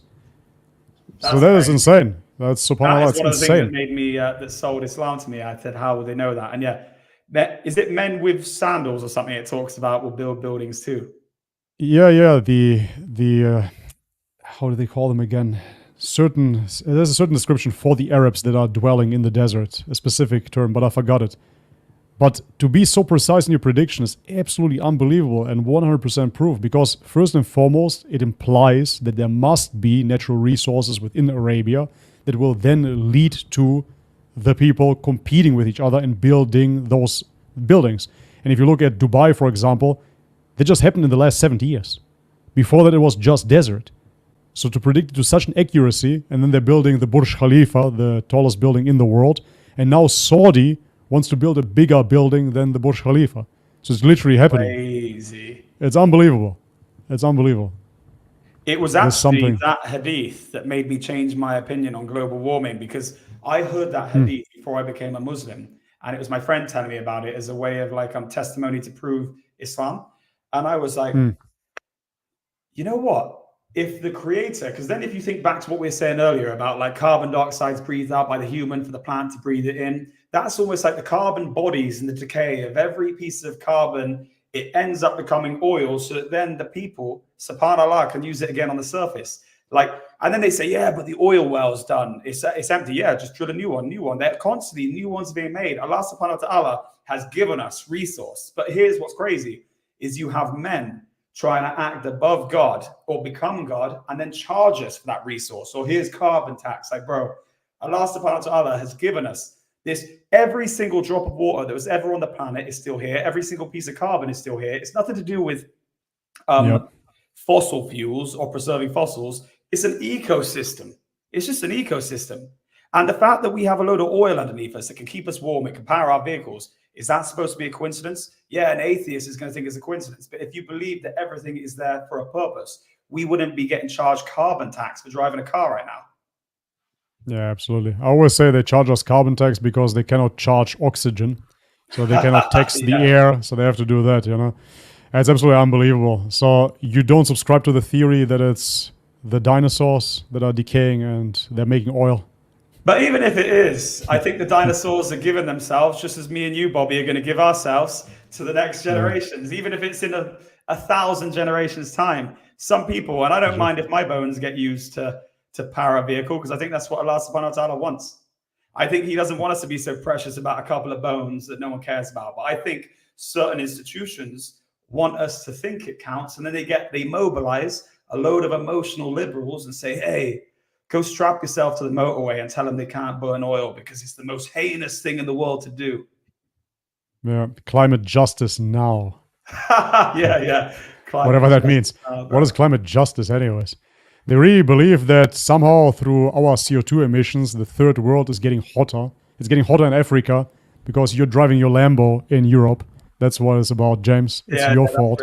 That's why it's so hot in Africa. It has nothing to do with that they are closer to the equator and that there are phases and that the Earth is warming and cooling. They can't even call it global warming anymore, right? They call it climate change because they saw that it's not getting hotter. Actually, it's getting colder again. Therefore, they call it climate change and not global warming anymore. Where's global warming gone? It's gone now. And the sea level stayed the same all the way, haven't they? So like they keep showing I see these memes on X or whatever, and it's like, look at the shores from 50 years ago and the 20, 30, or whatever, and it hasn't changed. Yeah, absolutely. They're always giving the same speech here in Bangkok as well. They say that in the next 10 years, Bangkok will be flooded. There will be no Bangkok anymore. And when you look back, that's the same speech 10 years ago already. So where is it? It doesn't happen. There's just fear-mongering, man, over and over again. And the same thing with the climate change. They, of course, because I come from this vegan background, they tied that to the CO2 emissions of the cows. The cows, they're farting and burping. And this is why the world is getting destroyed. Mama Earth is crying because the cows are farting. And ultimately, you have to cut down on your meat consumption. That's the only way, right? Which leads, of course, into the soy boy agenda, where they demasculize you even further because you cannot have any steaks anymore, no real food. It's ridiculous, right? Save the earth by malnourishing yourselves. It all goes hand in hand.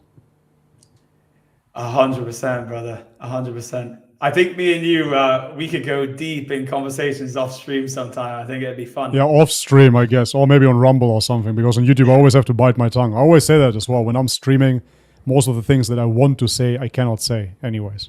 When it comes down to politics, past. Yeah, I bet we've got a few similar viewpoints, brother. Yeah, seems like it for sure. Yeah, nice. Let me see. I had a few questions I want to ask you. Let me just see if I'm. Yeah, sure.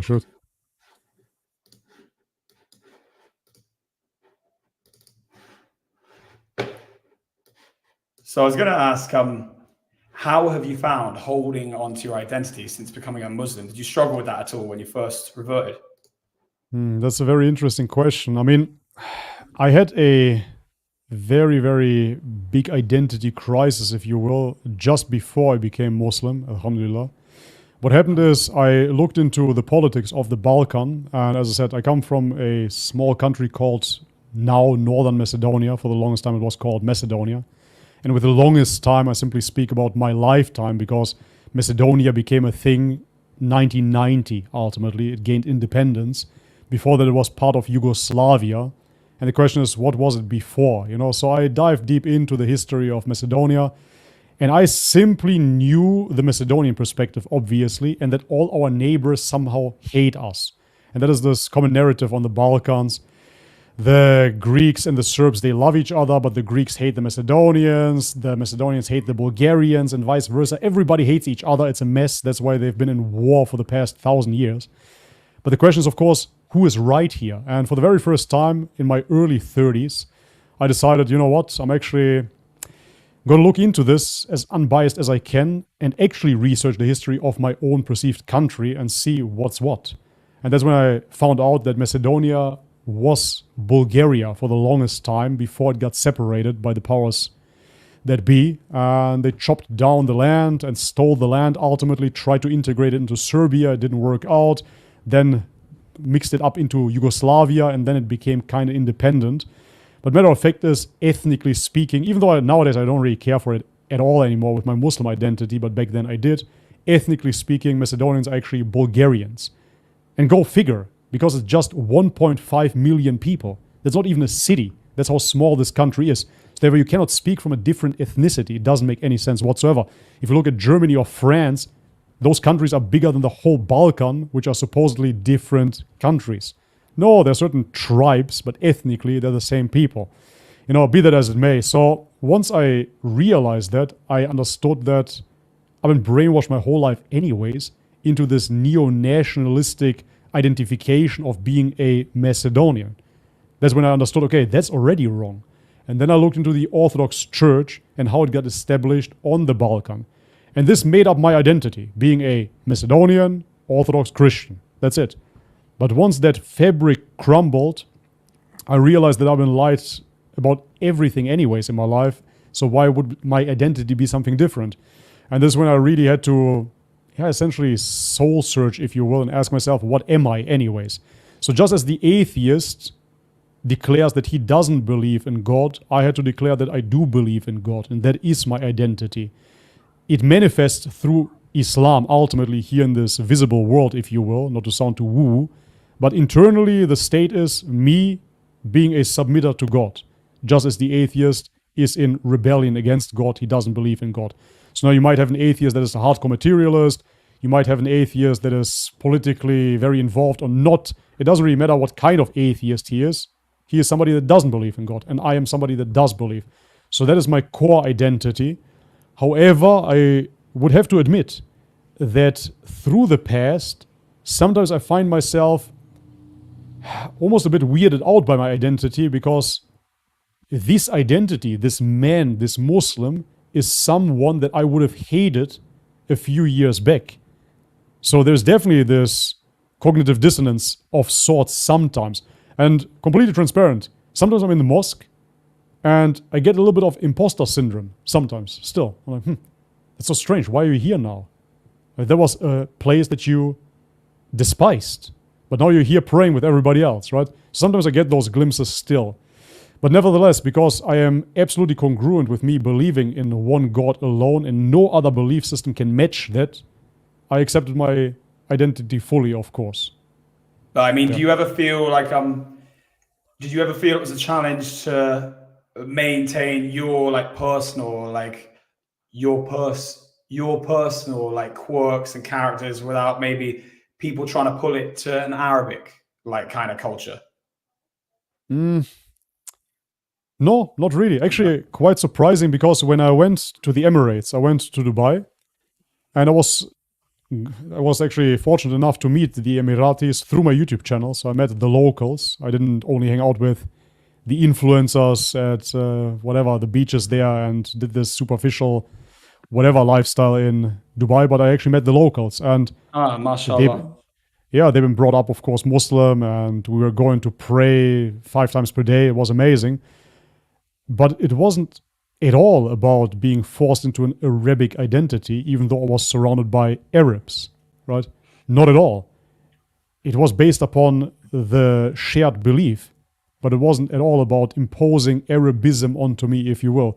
However, you see that with certain reverts in Germany, that they kind of impose Arabism onto you, because they seem to have that need to change identity of sorts, if you will. So for me, I'm very, very comfortable in my identity. That's why I didn't change my name here publicly or change my YouTube channel. It's just Bobby's perspective, and that's how it's going to stay, inshallah. Nice.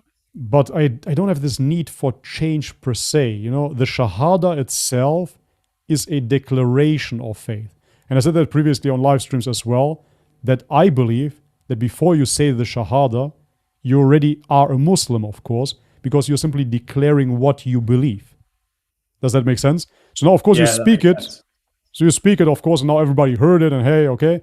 But in your heart, you already declare what you believe, and now you're just going to confirm that, right? Yeah, definitely. Yeah, and therefore, yes, I believe that there is nobody worthy of worship but God, and I believe in all the messengers, including the last prophet, Prophet Muhammad, may peace be upon him, and that's it. And therefore, no, I don't need another identity. However, I find the Arabic language very intriguing, and I would like to learn it for personal reasons, but not because I believe that I need to learn Arabic in order to please God. Absolutely not. God doesn't need you to speak Arabic in order for you to be a believer. That would be ridiculous to claim.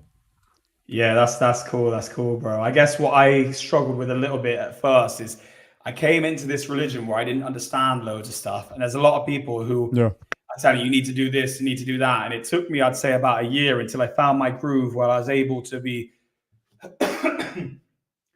comfortably all the ways I'd always been without the haram stuff. You know what I mean? So like 6 months into becoming a Muslim, I took the name Ibrahim. And mashallah, I love the name Ibrahim. And I was given the name Ibrahim because I saw a brother in Dubai. I was in Dubai as well, actually. And I was in a masjid. And the guy, I was on my own, he came up to me, he said, oh, you're Muslim? And I said, yeah. And he goes, what's your name? And I said, James. And he says, you don't have an Islamic name? And I didn't realize, he said, you have to have an Islamic name. And that might be true. I've been told that's not true by a few people. So whatever.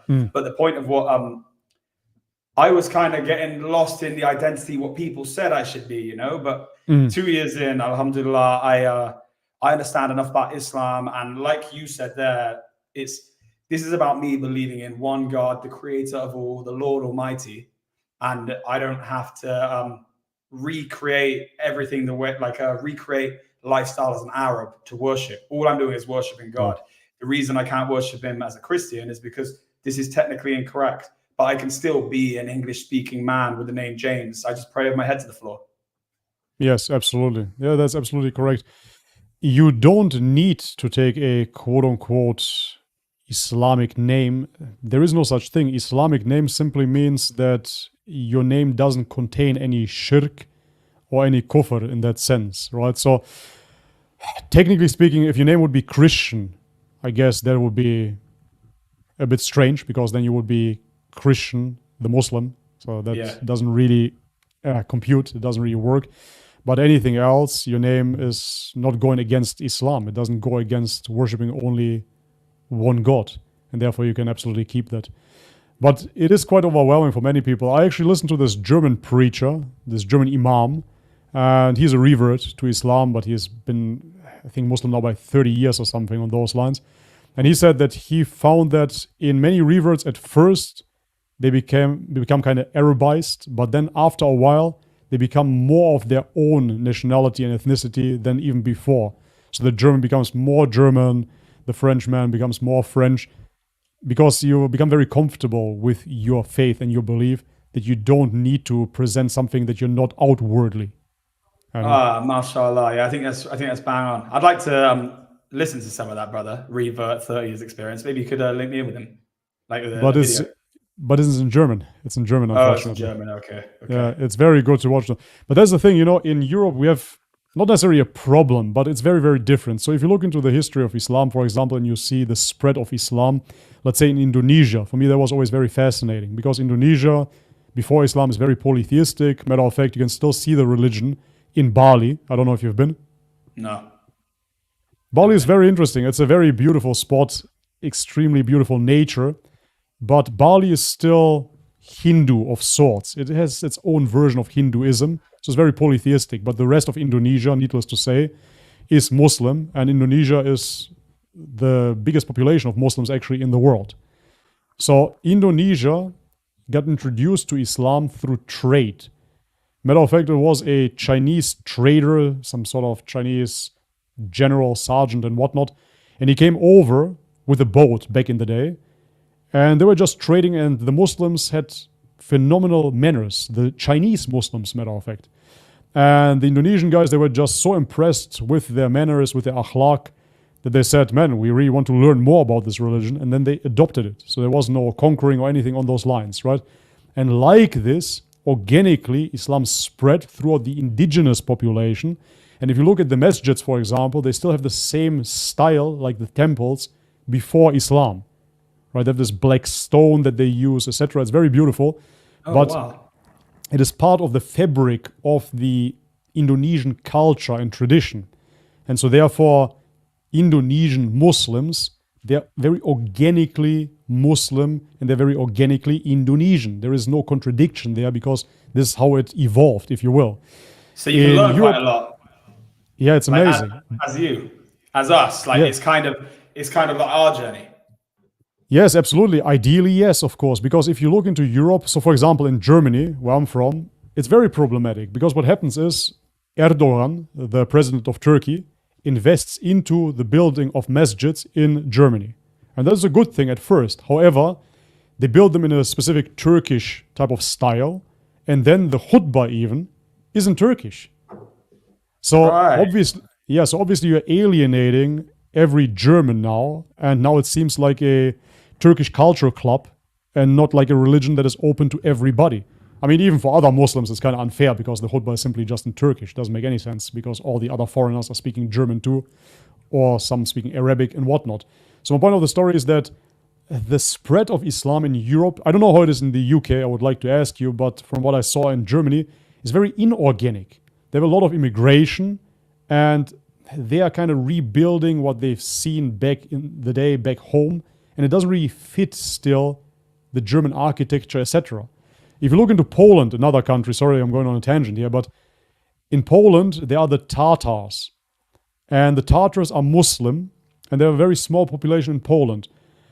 They came to Poland, I believe, 800 years ago or so, when Poland was fighting a war. They joined forces and they were fighting side by side. And after that, they migrated to Poland, and the Polish king, he established masjids for them, mosques for them, but they were built in the style of the Polish architecture as well. So it was all very embedded, you know.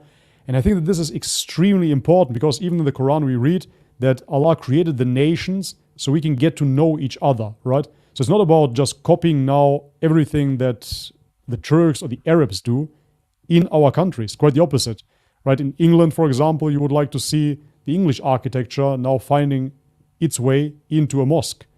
So it shouldn't look like an... Yeah, that would be amazing, of course, and I would love to see that, you know. And that is, yet again, not un-Islamic or anything like that. Quite the opposite. It's just the beauty of the country and their craftsmanship that could go into that. And this is what you have with organically growing Islam. So this identity crisis that many of us have is due to that, because the majority of Muslims in your country are foreigners. They're not your own people. And that's why it is so problematic at first, you know, to understand that. Maybe what we need to do is we need to try and recruit a load of people who are like from our culture, bring them into Islam, and then have a... Yeah, that would be the way, bro. Because like you say, in England, I see the odd person here and there revert, but it's not really growing organically too crazy in my city where I'm at. Like, I know a couple of brothers that have reverted. One's very close friends with me from school. He reverted at the same time as me. And another one was kind of a friend too. So like, it's a friend now, brother now. But like, yeah, I think that you're right. If it was given to a load of English people or German people and it organically grew, those same German people might become imams in their own right, then make a masjid, and then you start to see all these things. Yeah. So yeah, I think we're the same thing. Oh, there's a big bee or something in your room. Huh? Yeah. Or is that a fly? Okay. Fly. It looks like a bee.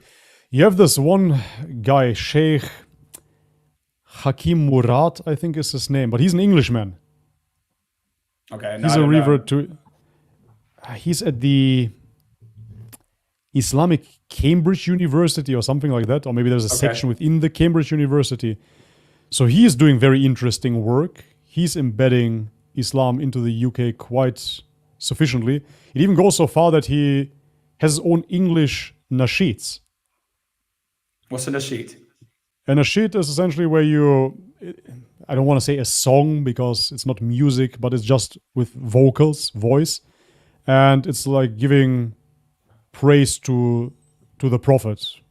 Praising the Prophet, mashallah. Giving respects to the Prophet, oftentimes. So, yeah, he has very European-sounding nasheeds. It's quite amazing. I'll have to check him out, bro. Please maybe send me a link after. Yeah. Actually, I can play it here as well. 1 second. Let me just find it real quick. If I can find it again. I linked it once in my YouTube account, and many non-European Muslims, they were like, this is not Islam, this is not how Islam sounds like. But that's not true. Again, it doesn't have to sound a certain way. We're not talking about Quran recitation. We're talking about giving praise about the Prophet, etc. And this can be made in the cultural context. Because matter of fact, on the Balkan, in Macedonia, we do have 30% Muslims, but their majority are Albanian. But we do have some Macedonians, actually my own ethnic kind, that are Muslim as well. And they have their way of nasheeds. In Bosnia on the Balkan, they have their way of nasheeds. And the English way here, for me, it resonates a lot. It has this almost Celtic sound to it. Oh, nice. I'm going to try to pull it up in the background. I hope I can find it. Actually, wait a second. I know where it is. I'm going to find it in a second. Here it is. It's actually very, very dark. This is why some people don't resonate with it, but I personally like the dark aesthetic. Almost sounds like throat singing. 1 second, here we go. Yes. So this is called Harmonia Al-Qurani, I guess. European Glimpse of Islam, Anthem of the Prophet.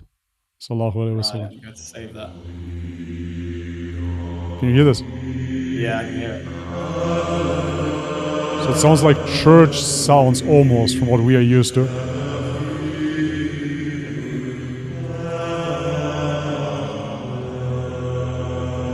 And I have to think of knights, you know, like temporal knights when I'm hearing this.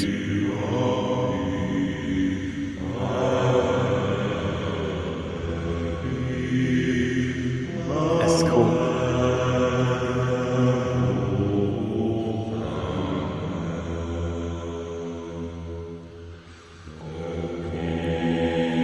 Yeah, there you see. So for me, it's quite amazing because it sounds, yeah, like very, very knight-like.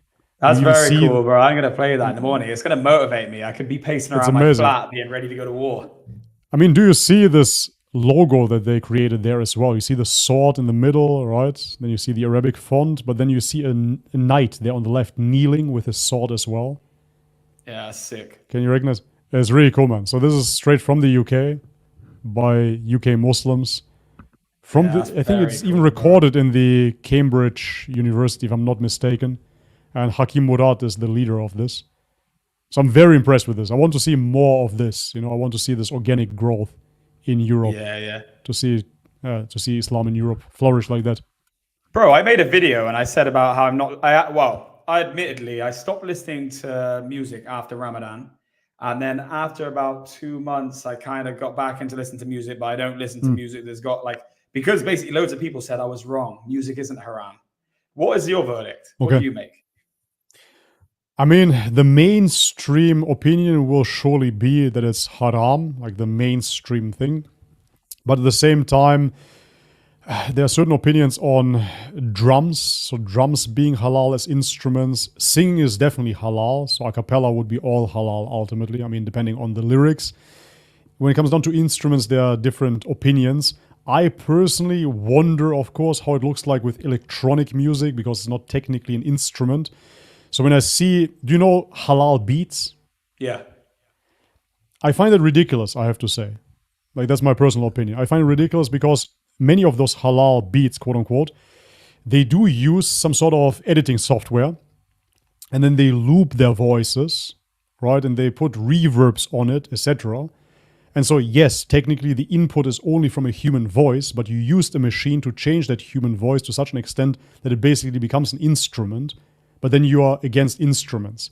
So that does make sense to me. So if it's haram, then it's haram. Then you shouldn't be able to use such audio editing software.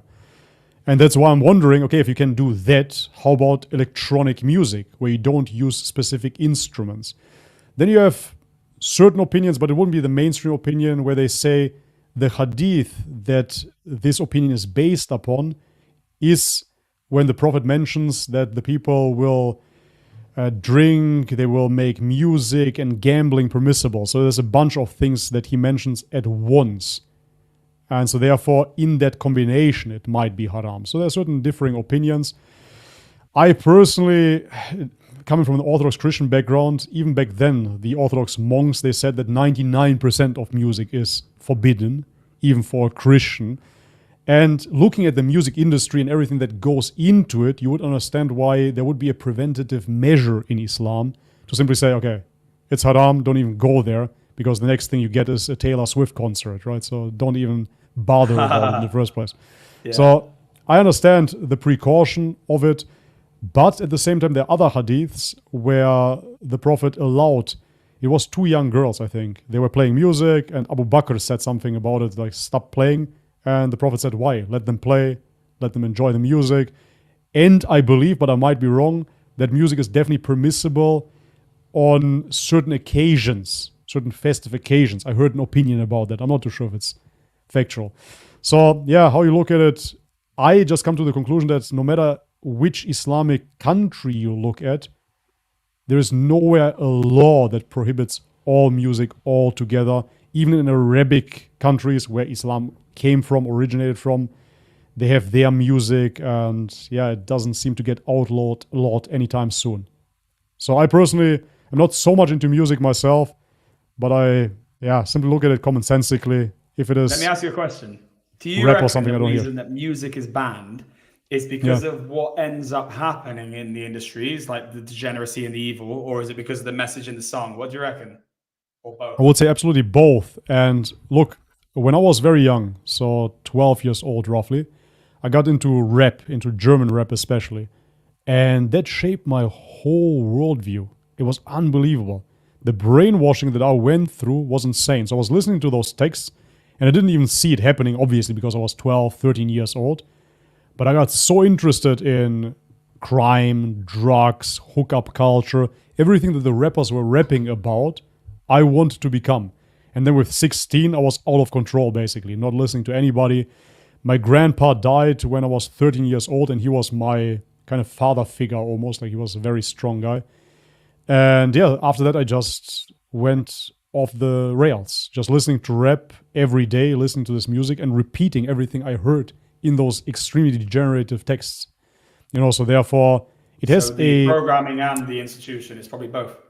Yes, absolutely. And I mean, look at it, right? So even if you look at techno, so techno, you have a room, you put on lights, flashlights, and then you play this rhythmic beat. And all of a sudden people start taking drugs. You know what I mean? Yeah. This wouldn't happen otherwise. You wouldn't just sit in a room and start doing eckies and whatnot, you know, and go off the rails. It wouldn't happen if techno wasn't there. There is this hypnotic element to music through lyrics or through the beat itself that brings people to do certain things. I mean, even if you look into sex, getting into the mood, there's even music that kind of puts you into the mood, right? And then it goes hand in hand with certain substances, etc., etc. So yeah, there's a lot of danger to it. We know that Islam is about prevention, and it would make sense to have this reminder, hey, listen, this is haram. So now if you engage in it, you know, at your own risk, at your own caution, and be definitely cautious about it. Yeah, you look at things well. That's a good way to articulate it. Yeah, because I just thinking then, if a certain song comes on the way to work, it can change the demeanor in which I come in. I could be upbeat, I could be depressed, I could be, if it's Lewis Capaldi, it's going to make you be like this. If it's some rock, I don't know. So yeah, you don't want anything that's going to choose how you feel. Yeah, absolutely. This is something that I learned through psychedelics as well, however. So when I was on whatever, be it mushrooms, be it LSD, some people would like to play music, but I realized that my attention was just being dragged away into the music, and my perception of everything got totally distorted. And so this happens when you're very much in tune, right, in those psychedelic states. But then I realized, yes, this happens on a daily basis as well. So it pulls away your attention from what is real. Because reality is just happening right now, the way that it is. So your baseline should be neutral. It shouldn't be super high, and it shouldn't be super low. As a matter of fact, everything that goes up must come down. So you can artificially amp up your emotions through music, but then you're artificially secreting dopamine as well, and you will crash later on. So that is something that always brings you away from the natural state. 100%. Yeah, you're right. That's something to think about as well. I need to think about that. I've been thinking like, but I'm not listening to anything. But I can definitely wake myself up and make myself hyped up for music. And that's coming at a cost. I have to crash again after. Yeah, absolutely. For sure. I mean, it's the lesser of the two evils, of course, if you're listening to music that is not per se degenerate. But it definitely tempers with your mind. It definitely tempers with your state. And who knows? I mean, ultimately, you're becoming kind of dependent on those things. You know, so many people, to work out, for example, they need to listen to rock. Otherwise, they can't generate that energy. But at the same time, that energy is within you. You know, it's not the music, it's not a steroid that makes you stronger. It's just the way that you think about this music that makes you then want to lift more. Yeah. But it brings you away from your natural state. Most definitely. Yeah. Definitely. I think I'm going to stop listening to music again now. I think you sold it to me. No, that's why I see the benefit in it for sure. Oh, nice one, brother. Nice. Okay, brother. We've been at it for 2 hours, 50 minutes. Yeah, it's great. Awesome. I've learned a lot from you, bro, because the way that you look at everything is so rational, and the way that you came to Islam, I'm kind of, I know we have very similar, but you did it the more. You probably have more confidence. I got the confidence now from brothers like yourself, from watching other videos on YouTube, and also like focusing on my deen and learning. But like sometimes I felt unconfident when I've had all these people coming at me, but having you as well talk about someone who was a Christian, who went down searching, and you still came to Islam, it's like having a Christian brother here with me. Like, hey, look, stop. I think that the way you researched is how I should have researched, because I think it would have given me more conviction in my in everything. Yeah, because I was very blown away by the way you talk. Like, it made me realize that you didn't take Islam just because it made sense. It's in terms of the rules, because that's really why I took it. It's like, these rules cure this cures this. I believe in God and the rules are good. But yours is like, you did the due diligence to actually know for sure this is the very truth. I feel it's the truth, but I couldn't tell people why. You can tell people why. So alhamdulillah, it's amazing. Yeah, but Allah guides who He wills, man, and therefore I'm sure that the way that you've been guided to Islam was the right for you as well. You know, we have different paths. But again, I understand what you mean there with another man that comes from Christianity. We as humans, we of course want to relate in one way or another. That's why I said why it is so important to have this organic growth in Europe as well. It is a completely different ballgame, of course, if you see your own people, your own kind, understanding that truth as well. But at the same time, we can find a lot of motivation and solace in the stories of the prophets, because if you look back to Ibrahim, your name that you've taken, Ibrahim was the only believer, him and his wives, right? They were the only believers, and everybody else in the world disbelieved in one God during that time, right? And those are those archetypical stories, of course. The prophets always face this opposition. I mean, even the Prophet Muhammad sallallahu alaihi wasallam, as the last prophet, faced exactly the same. He is in a society where everybody is polytheistic, and then he all of a sudden receives revelation and has to tell those guys, hey, listen, guys, you're on the wrong path. There's only one God worthy of worship. And his own people started fighting him, you know. So that's like your own city, imagine. Like, everybody in your city is just going against you, and they want to kill you all of a sudden because you are a Muslim. So, and luckily, no one's trying to kill us yet. So there's relatability in those stories, isn't there? Like when you see the Prophet Muhammad, peace and blessings be upon him, he was even going against the grain, and he had everyone ostracize him and try to kill him. So I guess that what we experience in the trials and tribulations is just part and parcel of taking a life choice which is different to what everyone else is on, isn't it? For sure, for sure. And here, even my wife, you know, she is still a Christian, but I watched the movie The Message. Have you ever seen the movie? The Message? It's awesome. You can watch it on YouTube. I watch it on YouTube. I was going to watch it on stream, actually. Someone recommended it 2 days ago. It's pretty long. I'm not too sure if it was 3 hours or 4 hours. It's pretty long. Yeah. But it's amazing because my wife, she saw a lot of David Wood content and stuff like that as well. And she always heard the stories of the Muslims fighting the pagans, and the pagans were the other. And it seemed like there were some sort of different ethnicities, you know, fighting each other. But that's not the case, because they're literally the same people. It's just a belief system that separated them. And when my wife saw that as a Christian, for her it really clicked. She's like, oh, okay, that's Islam. So Arabs are not automatically Muslims, but those Arabs were actually polytheists, and this is how they received the message there, you know. So it's quite amazing to see.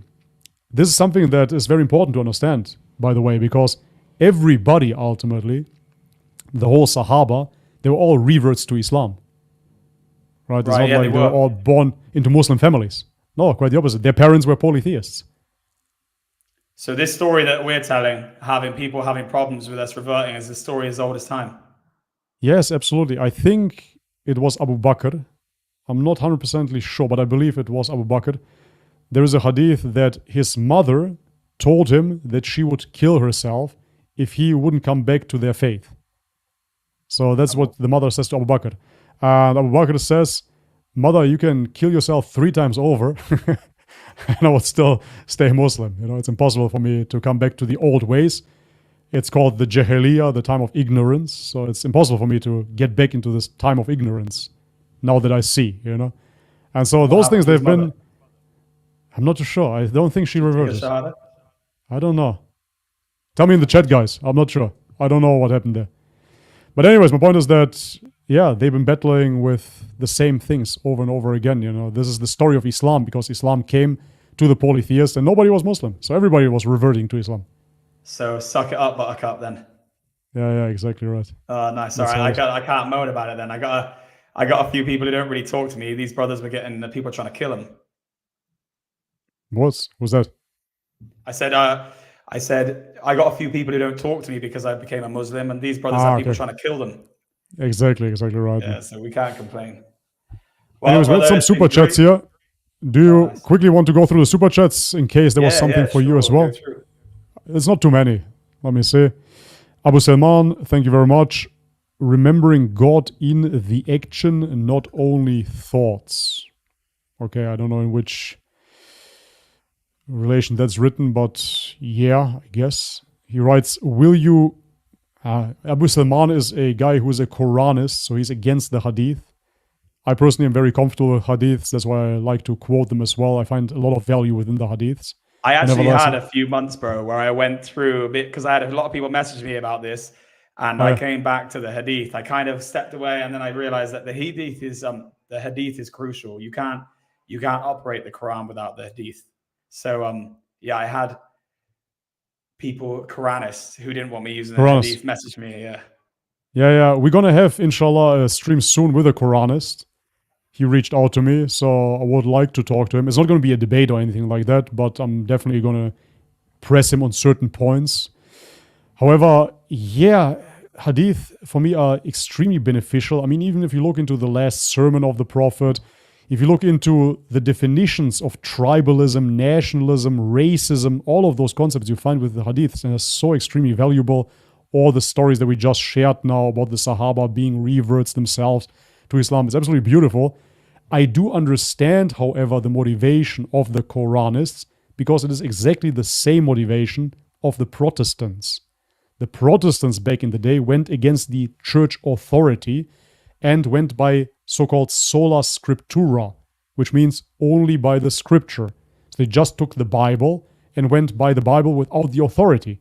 However, they did not take into consideration that it was the church that canonized the Bible.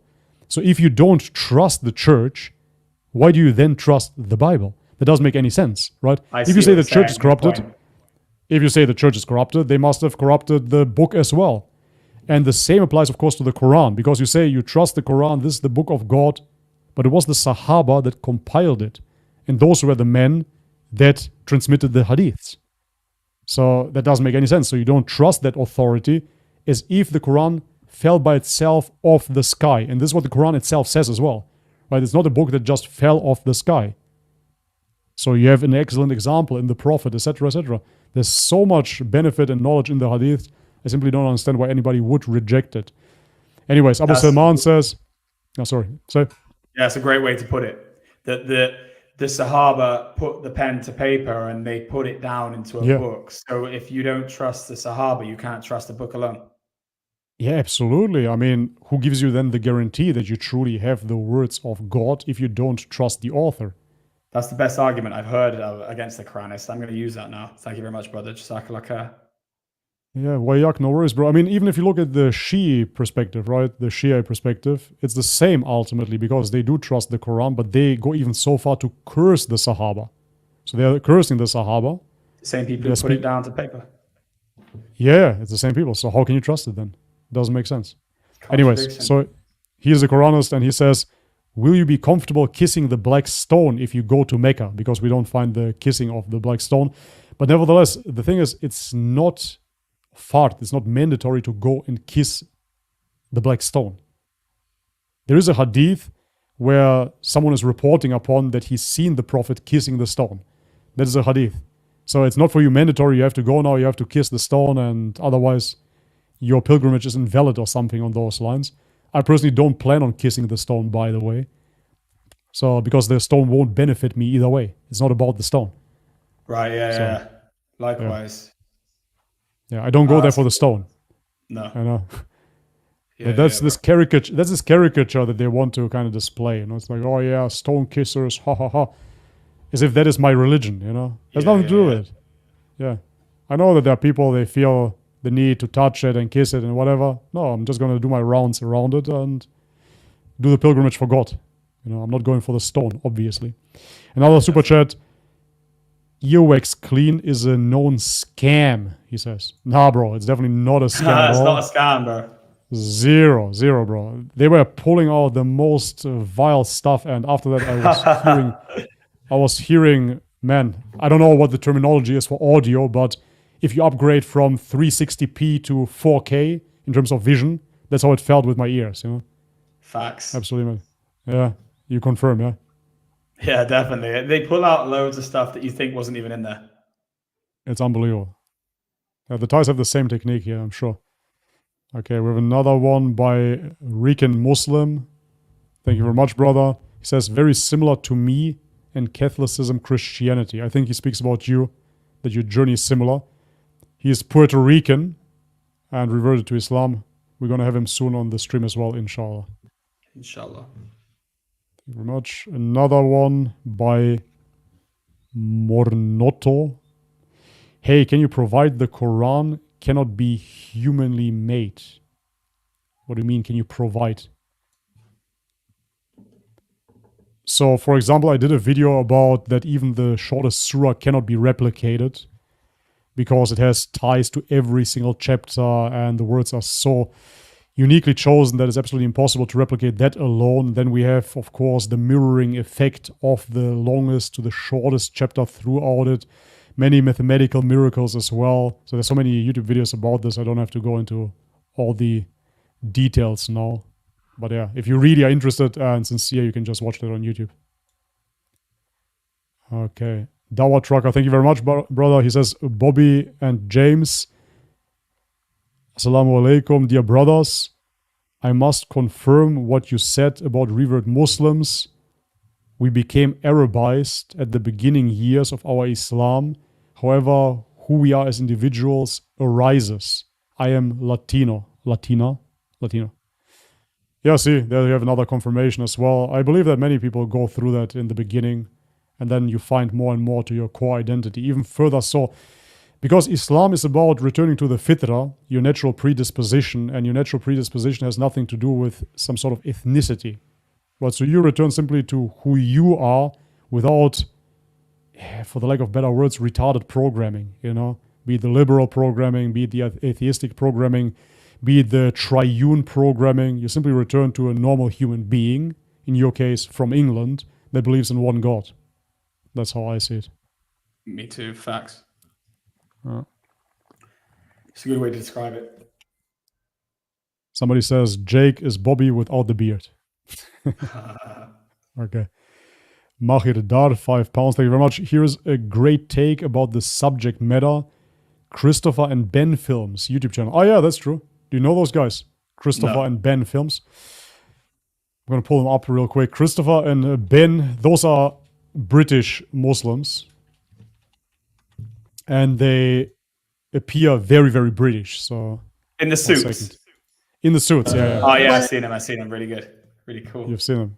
Yeah, those guys. Just for people that don't know. 1 second. Is it sharing now? Not yet. Not yet. I like this. Okay. Yeah, those two guys. They appear extremely British, obviously. Ladies and gentlemen, we're here in Christopher's actual farm. It wasn't a joke, you know. No, but his beard is. Oh, I'm awfully sorry about that. Why do you have to? You're so... Look, with the you just tea and insulted everything. me, but then you've saved yourself with giving me a cup of tea. Yeah. Yeah, it's pretty interesting to see, of course, that you have many reverts that keep their identity. That's good. It's really needed. Bobby and James by Umar. Thank you very much. Good to see you guys. Thank you very much, bro. Good to see you too. Good to see you. Yeah, I think that's all. That's about it. That's a wrap. Okay, nice, James, brother. Well, it was an amazing stream, mashallah. Good to speak to you. And it'd be cool to speak to you off stream as well, bro. I reckon we'd have a... If you play any computer games, Fortnite or anything, we could play Fortnite. Chat, I reckon Fortnite. A lot of the stuff that I had to hold back on, I need to speak to you open because I reckon we're going to have some shared... Can you do that on Fortnite? Can you speak? Yeah, PS, uncensored? PlayStation Network. Yeah. I don't play, man. I have Fortnite here. I just played it once with my son. Lego Fortnite. Man, so addictive. Just once. Yeah, I don't play it. Nice. Yeah. Yeah, inshallah, we stay in touch, brother, for sure.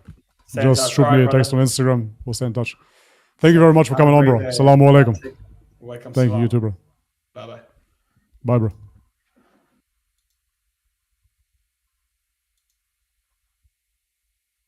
Okay. There we go. Zip. Wait a second, this got big. Okay. Anyways, guys, thank you very much. I'm going to tune out now as well. Appreciate the support. Appreciate the super chats. Merci beaucoup. Was a very nice stream with our brother James. I believe that ultimately it really crystallized in the identity of a European revert. Now thinking of which, we should do much more work on that. And it sounds a bit gay, but give European reverts a safe space, if you will, and show them that there are others like them out there too, and really strengthen that community. Because otherwise, Islam will always be seen as this foreign entity in Europe that is only practiced by foreigners. So therefore, how do we establish that it is a religion for everyone and that it is indeed a religion for the Europeans? Ultimately, the Europeans are Christians, and Christianity comes from the Middle East as well, but it is seen as a European religion, which is of course false, right? So what stands in the way of adopting Islam? Nothing but this propaganda that it is a foreign entity that is somehow trying to win over Europe and destroy European values. It couldn't be further from the truth, of course. So yeah, definitely the stream motivated me to do more work in that regard, inshallah. Anyways, thank you very much, guys, for tuning in. I'm going to tune out now. Like the stream, share the stream, subscribe to the channel if you haven't already. Check out the links in the description box below to further support my work. Really important. Without you guys, it doesn't work. People are asking me, I see it now. Oh, is Bobby answering only super chats? Yeah, well, guys, we're doing a 2 hour and 30 minute stream here. I cannot read every question in the chat. So the way that I will see your questions is via super chats. And like that, you can support the channel as well. So it's a win-win situation. Thank you very much for that. Anyways, this is it for today. As always, may God bless you all.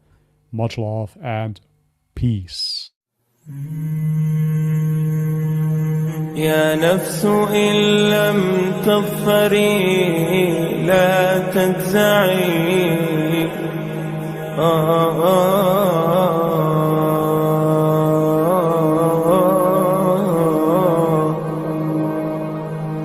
يا نفس إن لم تظفري لا تجزعي وإلى موائد جود مولاك ارجعي يا نفس إن لم تظفري لا تجزعي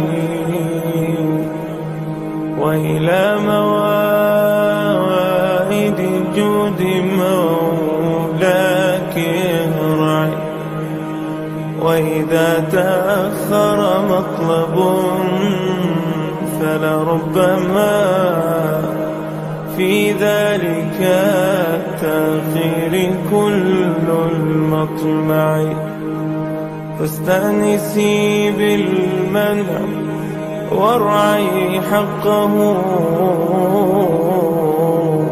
إن الرضا وصف المنيب الألمعي وإذا بدا من ناطق الوجدان ما يدعوك للياس الذميم الأشنع فاستيقظي من نومة الغفلات وليكن الرجاء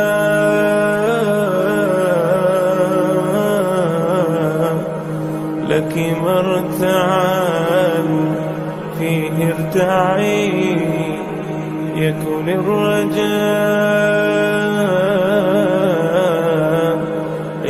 الرجاء لك مرتعا فيه ارتعي إن العطاء إمداده متنوع إن العطاء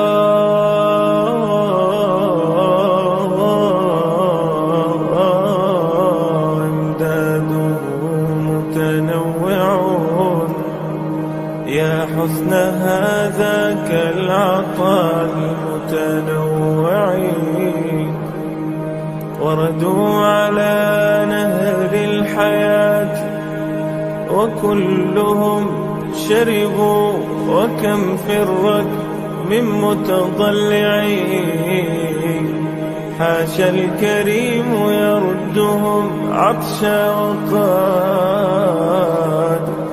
وردوا وأصل الجود من ذا المنبع،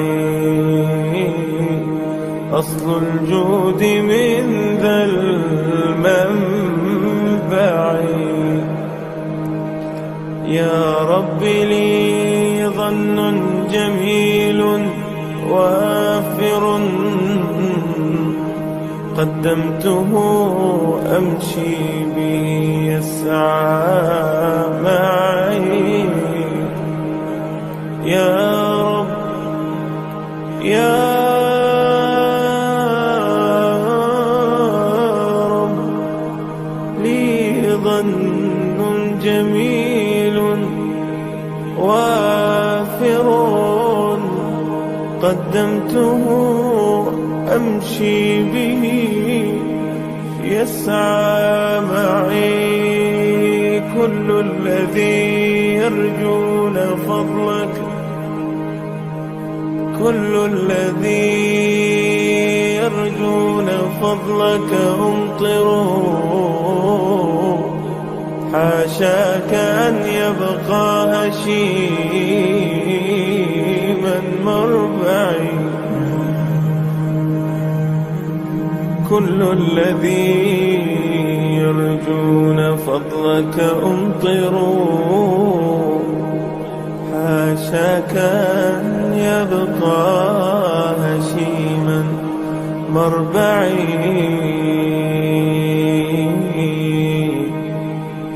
حاشاك أن يبقى هشيما مربعي. ثم الصلاة على النبي محمد، سبب القوي إلى المقام الأرفع. هو عصمتي وعروتي، فاستمسكي يا نفس بالمجد العظيم الأمنع. صلى عليك الله يا علم الهدى، يا مصطفى يا خير كل